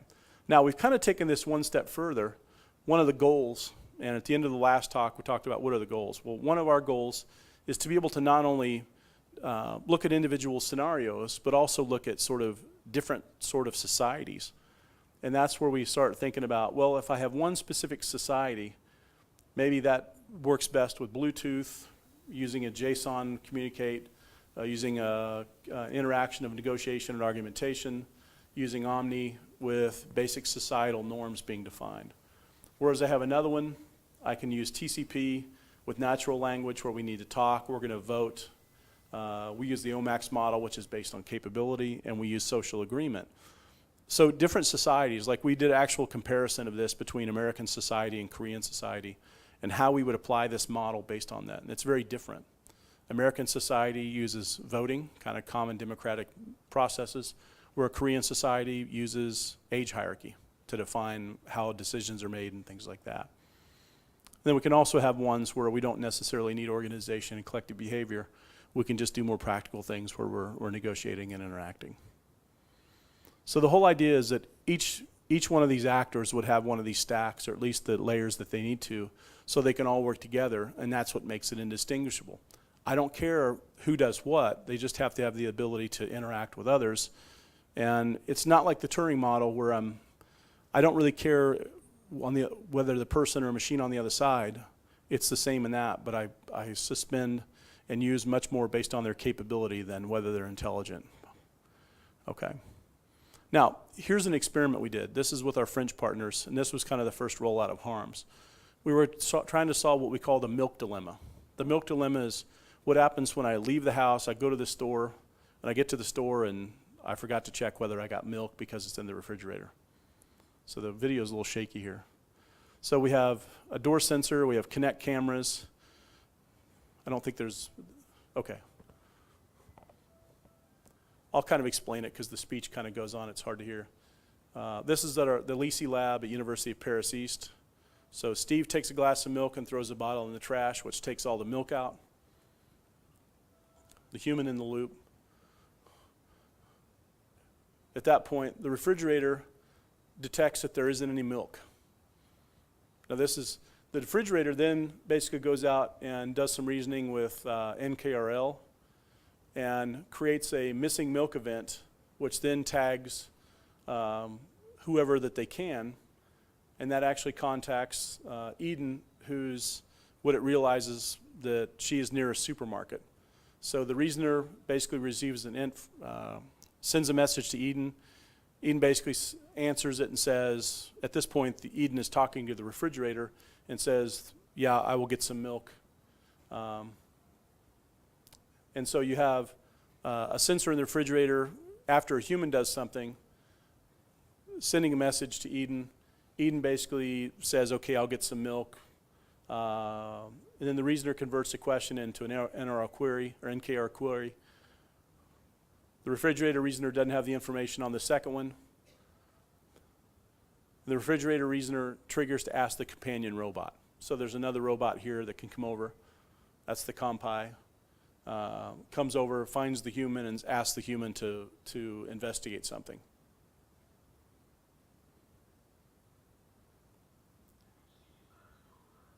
So we're not talking about milk anymore. Now it says we also, since we're at the grocery store, should we also solve the yogurt dilemma, which we don't know if we have yogurt or not. So there's 3 yogurts, so at that point he sends an email back to Eden, who's at the grocery store. She doesn't need to get it in the whole thing. Now this all goes on, but this was sort of the first rollout of this, to where we have a refrigerator, which is a machine by our definition, contacting a human. The human then asks a question. It talks back to the refrigerator. The refrigerator can't solve it because all it has is an RFID tag detector. So it asks a humanoid kind of, semi-humanoid type of robot, come find a human, ask that human to check it. The human then talks back to the robot. The robot talks back to the person, and then they carry out the conversation between all of those different people. So that's basically what HARMS is all about, and sort of this was our first experiment that's published in Robots and Autonomous Systems in Springer. Okay. Now, application-wise, we take HARMS. HARMS is sort of where we need to do something like the counter UAV, where we have to integrate all these different sensors. We have to integrate all these different sensors through a system that's fast, that allows them to work together, that doesn't care who's in the middle and who does the work, as long as they're capable. And that's the only measure that we really care about, is who's the most capable to do something. If it's measuring the UAV, if it's detecting the UAV, if it's anywhere in that flow, making a decision, like in our flow, the detection's typically to be done by an acoustic system because we can put them out anywhere. A mile, 10 kilometers, wherever, to detect an inbound UAV. Then the radar picks them up later. But each one of those has a capability. When it comes time to make a decision, we're going to text the human and say, make a decision really fast, because you have 20 seconds before the UAV hits. Okay, so here's a couple of technologies we've invented. Now, like I said, in our lab we have lots of people. One of these is, well, all of these are things that we've come up with for the specific counter UAV market. And by the market, I mean any local police. In the US, the police have been given the responsibility to take down UAVs when there's a terrorist threat, because they're the only ones that are there typically. You don't have FBI agents and NSA agents standing around at a football game, but you do have lots of police. So in this case, we have image analysis. Image analysis basically says, in this case, we have a bunch of Raspberry Pis hooked on a switch. We have a master, which is a camera, takes frames continuously. And the whole idea is just do image analysis to detect UAVs in a very short range very quickly. Now, I won't go through all this because it's kind of a complex situation. But the whole idea is you have a camera, which is down here. The camera basically is going to create a bunch of frames. This is for training. You're going to apply that to TensorFlow and MobileNet.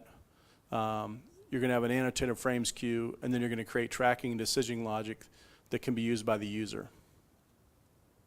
So here's an example. This is in our lab. This is in our big lab, the Korean Square. And we just used it in there to see if we could detect UAVs in kind of a non-clear space. There's actually a detection of a UAV. Now at that point, it has about this is not good, but in the counter UAV work, it's actually pretty good. That detected that with about 37% accuracy that it was a UAV. Now that's, this is best case. This is about a 54% accuracy as a UAV. In the best case, that detected it was a UAV. And worst case, this one's when it's actually swinging pretty fast. And what we do here, we actually have these on a pendulum, just so they're taking kind of a non-ballistic trajectory, what makes it more difficult, but it's much more common for UAVs. So in this case, if I showed that picture to any of you, you'd probably think it's a ghost, or, no, I'm just kidding, a ghost. But it's something else, but it doesn't necessarily look like a UAV. But the CNN system we've created, and it runs on a Raspberry Pi, can be put inside of a case and put anywhere, can actually detect that. This is the worst case, but we're down to low 30% on whether it detects it correctly or not. In the counter UAV, the hurdle they have is if you can do anything above 30% on a continuous basis, that's a heck of a good rate, just because it's so complex, at least in the current domain. And here's another one. There's another worst case, that's about 32% detection. Now we use these at different, these are all kind of close because they're inside because it was raining the day we did this. So that's one. So actually being able to detect. Now, once again, the key thing to point out is we trained this whole system not using a supercomputer or anything else.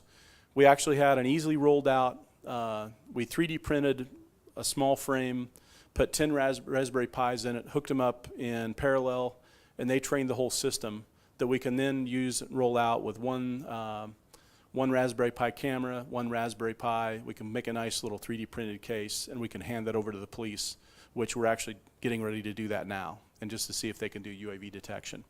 So it's a very cheap sensor. It's a sensor that probably we could roll out with all the software and everything for less than $100 per unit, which is much less than in the military domain, at least in the US.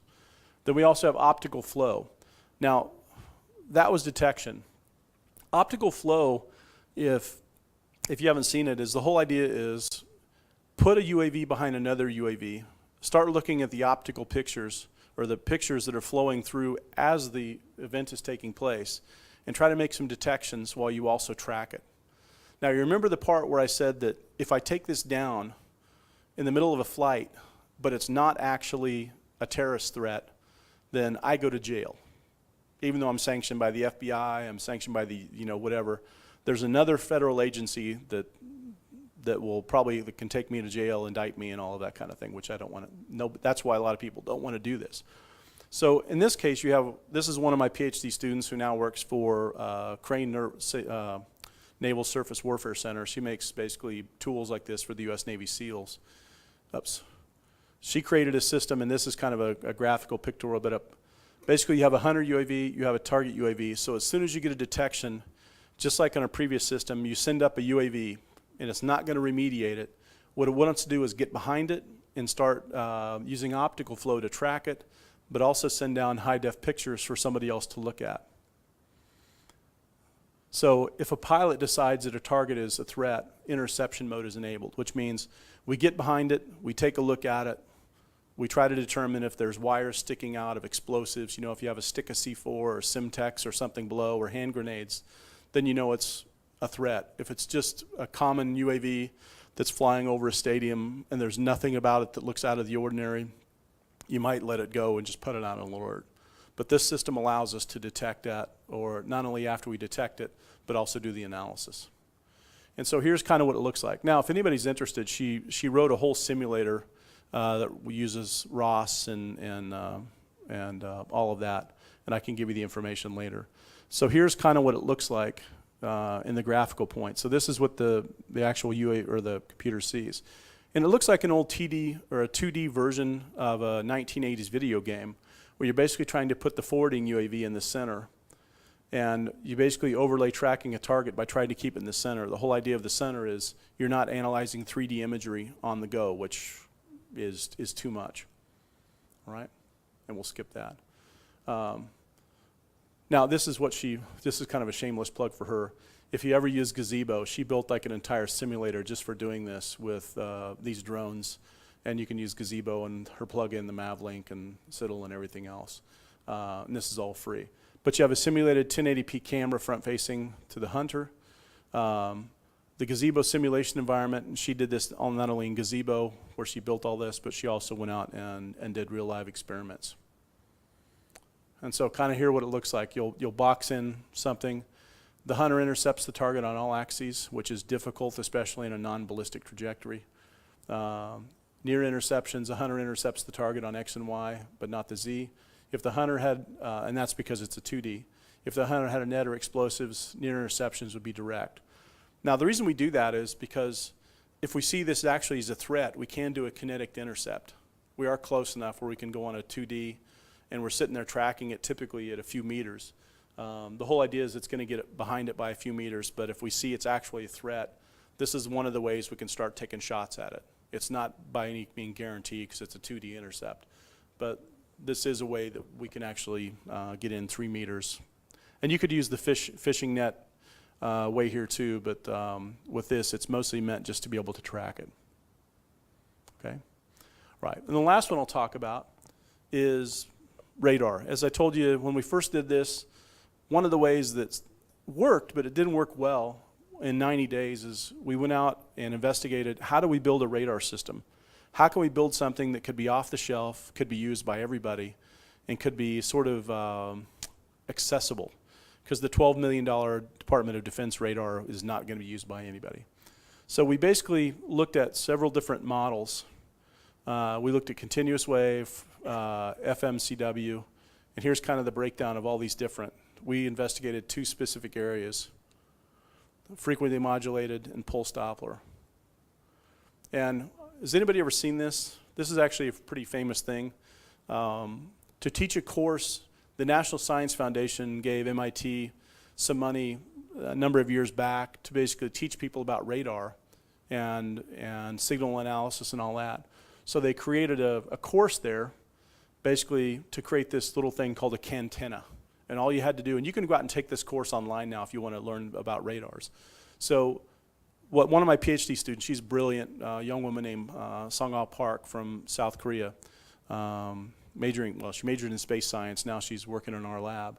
But she went out and built this, and this was sort of the first thing, which it worked really well, but it had a limited range because of power.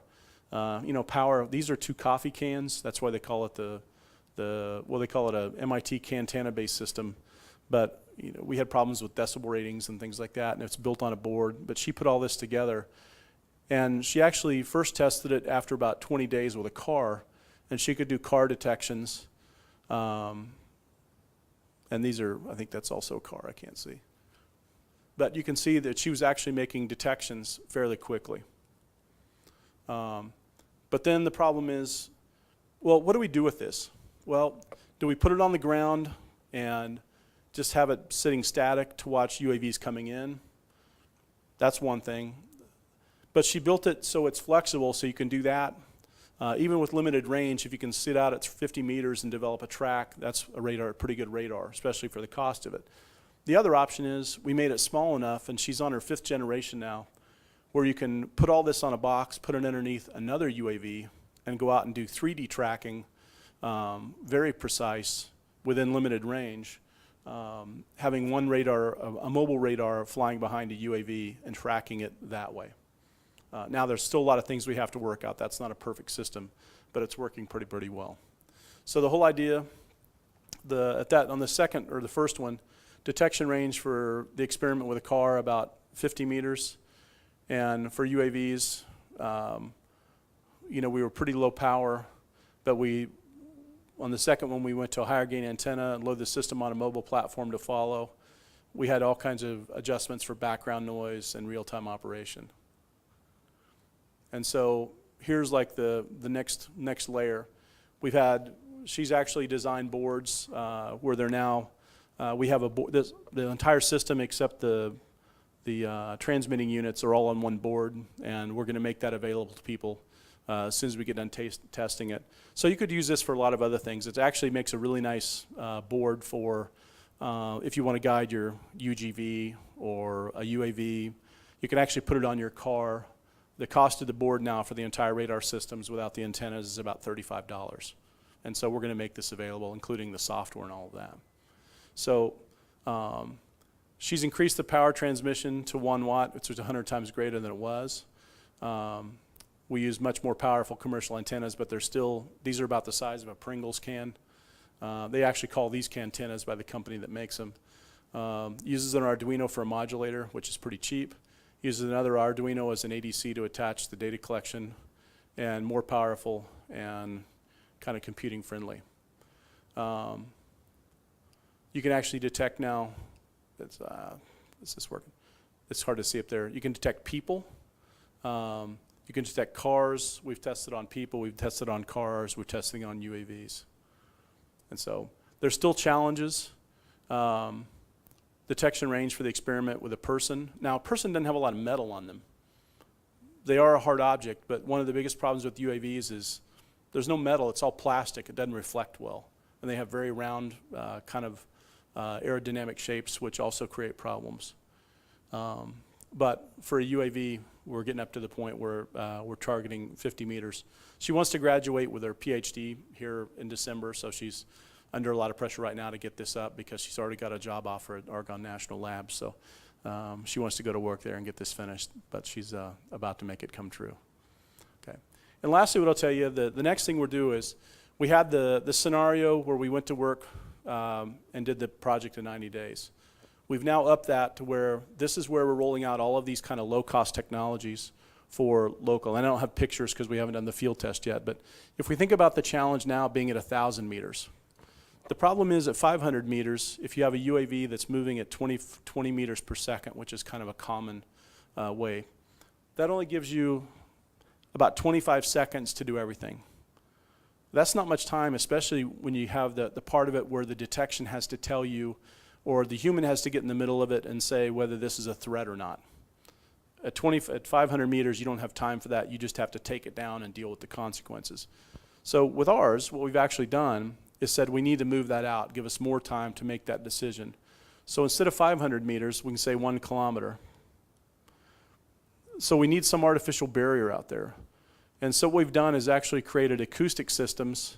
These are UAVs washed through, and I didn't talk about this. This is another technology we've developed. It actually works pretty well, and we're rolling out nodes now. But the acoustic system can sit out and be placed anywhere. They're just Raspberry Pi featured with acoustic detections. You can sit and place them anywhere, and it will actually detect a UAV, and not only detect a UAV, but it will tell you the difference between a UAV, a common UAV categorization like a DJ Phantom 2 and the acoustic signature for that. It'll differentiate whether that DJ Phantom 2 is out of the box or whether it's got something with a load on it, like a 1 kilogram or 2 kilogram load. The dangerous is the one with the 2 kilogram load because that's the one that's carrying something that may be a threat. So you have barriers. Come on. Barriers out here to detect a UAV flying by. Closer you would have like radar, like the small scale radar pointed in different sectors. You have optical flow and image analysis, but they're not static. They're things that get kicked in. So when a UAV would break the barrier, you would still be detecting it and trying to track it as soon as the radar can kick it in, which is closer. But before that, you send these out. You send the optical flow and radar both out, or I'm sorry, optical flow and image analysis both out to detect and try to get something on that UAV. If it passes and it makes a detection and you send the optical flow out and realize it's not a problem, you just let it go. Now the other thing we're looking at too is that there's a good chance, because this is kind of the current terrorist threat, is they're not just going to send one. If I'm going to do this, I'm going to get 10 of these. I'm going to put charges on a few of them, and then some I'll just send in as dummies to confuse the system, because that's the current threat. So the whole idea now is to, when it breaks it, is send it out to intercept it, make a decision, and then if it makes a decision where it needs to come through, start tracking it with these. So you have all these different actors in the system. You have all these acoustic nodes. They're going to make a detection and fire up the, tell the human, but really work very quickly to engage the optical flow, the image analysis, send them out to engage this. And actually that should be image analysis there, not a radar, but we will make a radar flying at some point. We just don't have that done yet.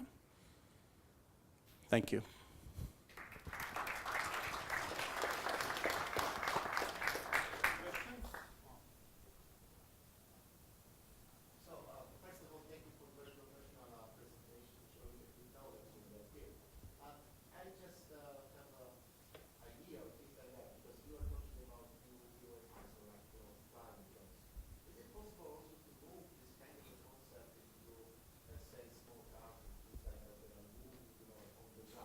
Yeah. There are many obstacles. So I was thinking, that in the air you have just like the open space, but on the ground there are some obstacles. So, do you have any experience with this? Honestly, before we got into the incident after the UAV landed on the president on the White House lawn, most of our work was in ground vehicles. We don't do really water. Well, if you know where Indiana is, we don't do water vehicles, because we're 1,000 miles from any ocean or reasonable lake. But most of our work's with ground vehicles. Now, I don't talk about ground vehicles here. And really, this is only about 3 or 4 of the current projects we're doing of probably the 15 or so projects we have. We're actually doing several projects, one with cruise automation. Cruise automation is one of the leading autonomous car companies. One of my students was the 13th employee, and now they just got another $2 billion investment yesterday from Toyota. So they're a big company. We're doing some specialized work with the South Korean government, KIM, the Korean Institute for Mechanics and Materials, on autonomous cars and virtual reality and how we train them. So we do a lot of work with that. I just didn't have time to talk about all that in here because the reason why we use this as kind of a standard is if you can work in a 3D environment of counter UAV when it's that quick and that's fast, the technology developed will tend to work on the ground even better. The only difference is if you put it too low to the ground, then you get into Fresnel zones and things like that. But otherwise, it's anything we've invented for the air works really, really well on the ground. So yeah, we're putting it on. We have a lot of like different sized autonomous robots, anywhere from one the size of a Volkswagen to the one the size of a shoebox. And we're going to put this technology in all of those because it's so cheap. So, yeah. Question about this fuel base. Have you think about this kind of that treatise of FOCO fuel base, that you have many flying fuels? And second question is that way that if you think about radar, it's quite easy to do countermeasures, that you fly in very low altitude or take the shapes there. And one more is that way, can you do this kind of fuel base, what are not like birds, that it is not difficult to detect about these images, and same with the radar, that shape is that way, that it reflects different directions about this. Yeah, I'll kind of start with your last question first and go backwards. And I'm not really good with more than one question at a time, so you may have to repeat because I don't have a good attention span. If we look at try to detect like UAVs versus birds, we spent about 30 of the days of the 90 just trying to figure out with an acoustic system how could we do that, because birds have one acoustic signal. The big problem with this is most systems are built for things that have a ballistic trajectory. Even the military radar, we had to spend, well, we didn't, the company came out and did it. They spent a lot of time just basically adjusting their software to work with a non-ballistic trajectory. And that's a big problem for a lot of radars, especially fast radars. Birds are a huge challenge, but the biggest challenge with this is doing it in different scenarios. The big problem is if you go to like here, you're outside and you have a lot more wildlife. If you go to and I've not been to Vilnius yet, but I assume that you have urban canyons there. If you have a bunch of tall buildings, you don't have as many birds, but you have a lot of other things in the air. You have a lot more, large structures and things like that. There's a lot of big problems. You have a lot of reflected noise. And one of the big problems with the radar is because the radar is built, a lot of radars now, the low-cost ones are built with 2.4. They get a lot of interference just from Wi-Fi, and things like, which is goofy. We never thought that would happen, but they do. So what was your second question? Yes, it was more, the first one is that way that you think about this FOCO UAVs, there's not one, there comes tens of thousands. Yeah. Yeah, that's, we had a previous project what we did with the U.S. military that was on missile defense. If you look at adversaries of the U.S. military, the big countries like China and Russia, a lot of the scenarios now are not to send 1,000 missiles, but you take a cheap missile like a Scud, which doesn't cost very much, and you're not carrying nuclear-tipped warheads, but you send a bunch of Scuds, then 3 or 4 really dangerous ones, things with actual nuclear tips.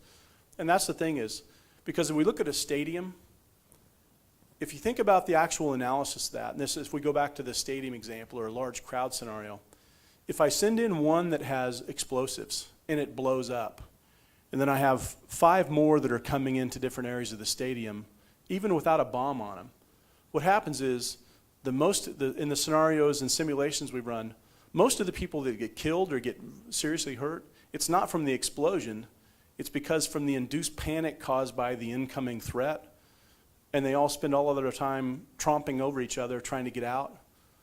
Somebody falls down, everybody runs over them, hurts them badly or kills them. And that's the bigger scenario. If you have a stadium with 70,000 people that was built 100 years ago, these stadiums weren't built for the idea you have to evacuate everybody in 2 minutes, right? It doesn't work like that. Yeah. And so the biggest threat really comes down to people invoking panic through these and having bad behavior, irrational behavior of humans based on that panic. But yeah, the biggest thing is the swarms are a completely different problem and much more complex, because how many of these threats can you handle in one scenario? That's a really big problem. So.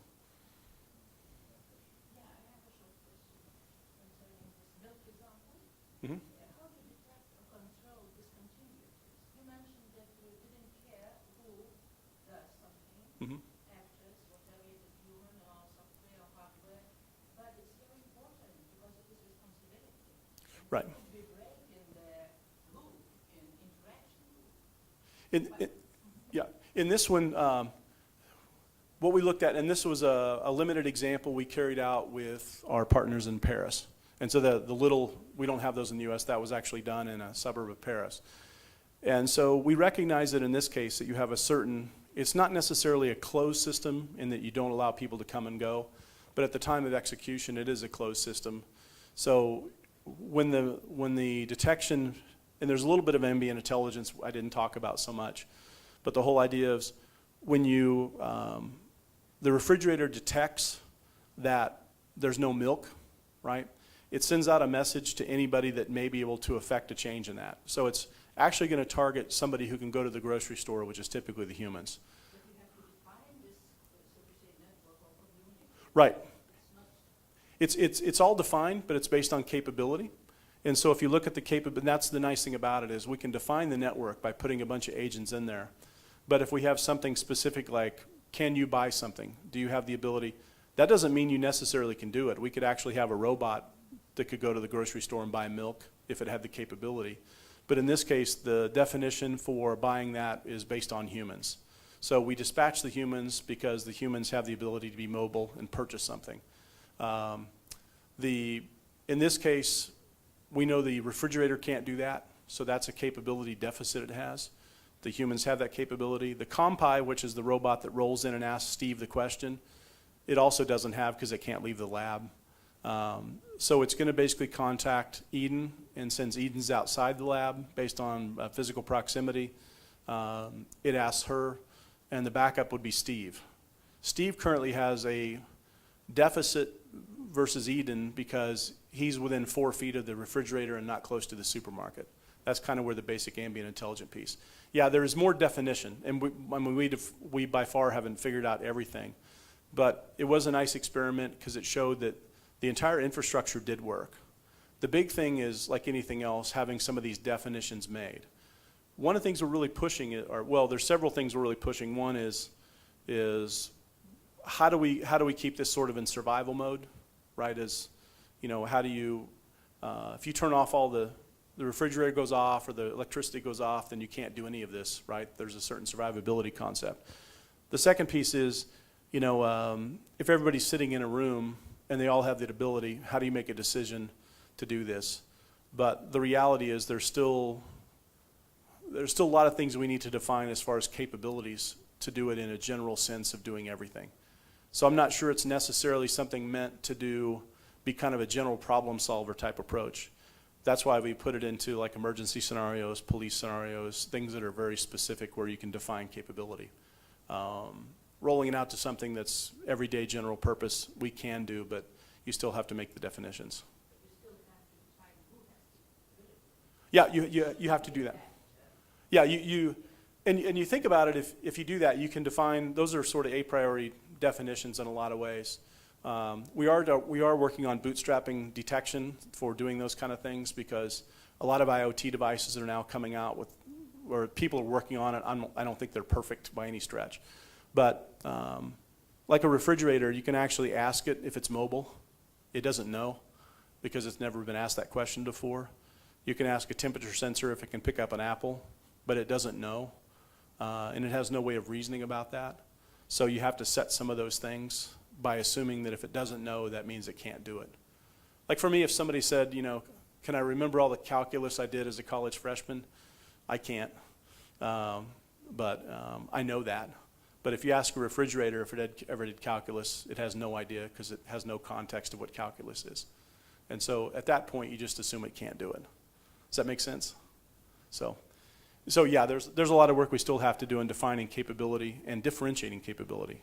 But in limited scenarios, it's much easier to do that. All right. Thank you. Thank you. Conference. Here's a certificate for you, and we take your photo.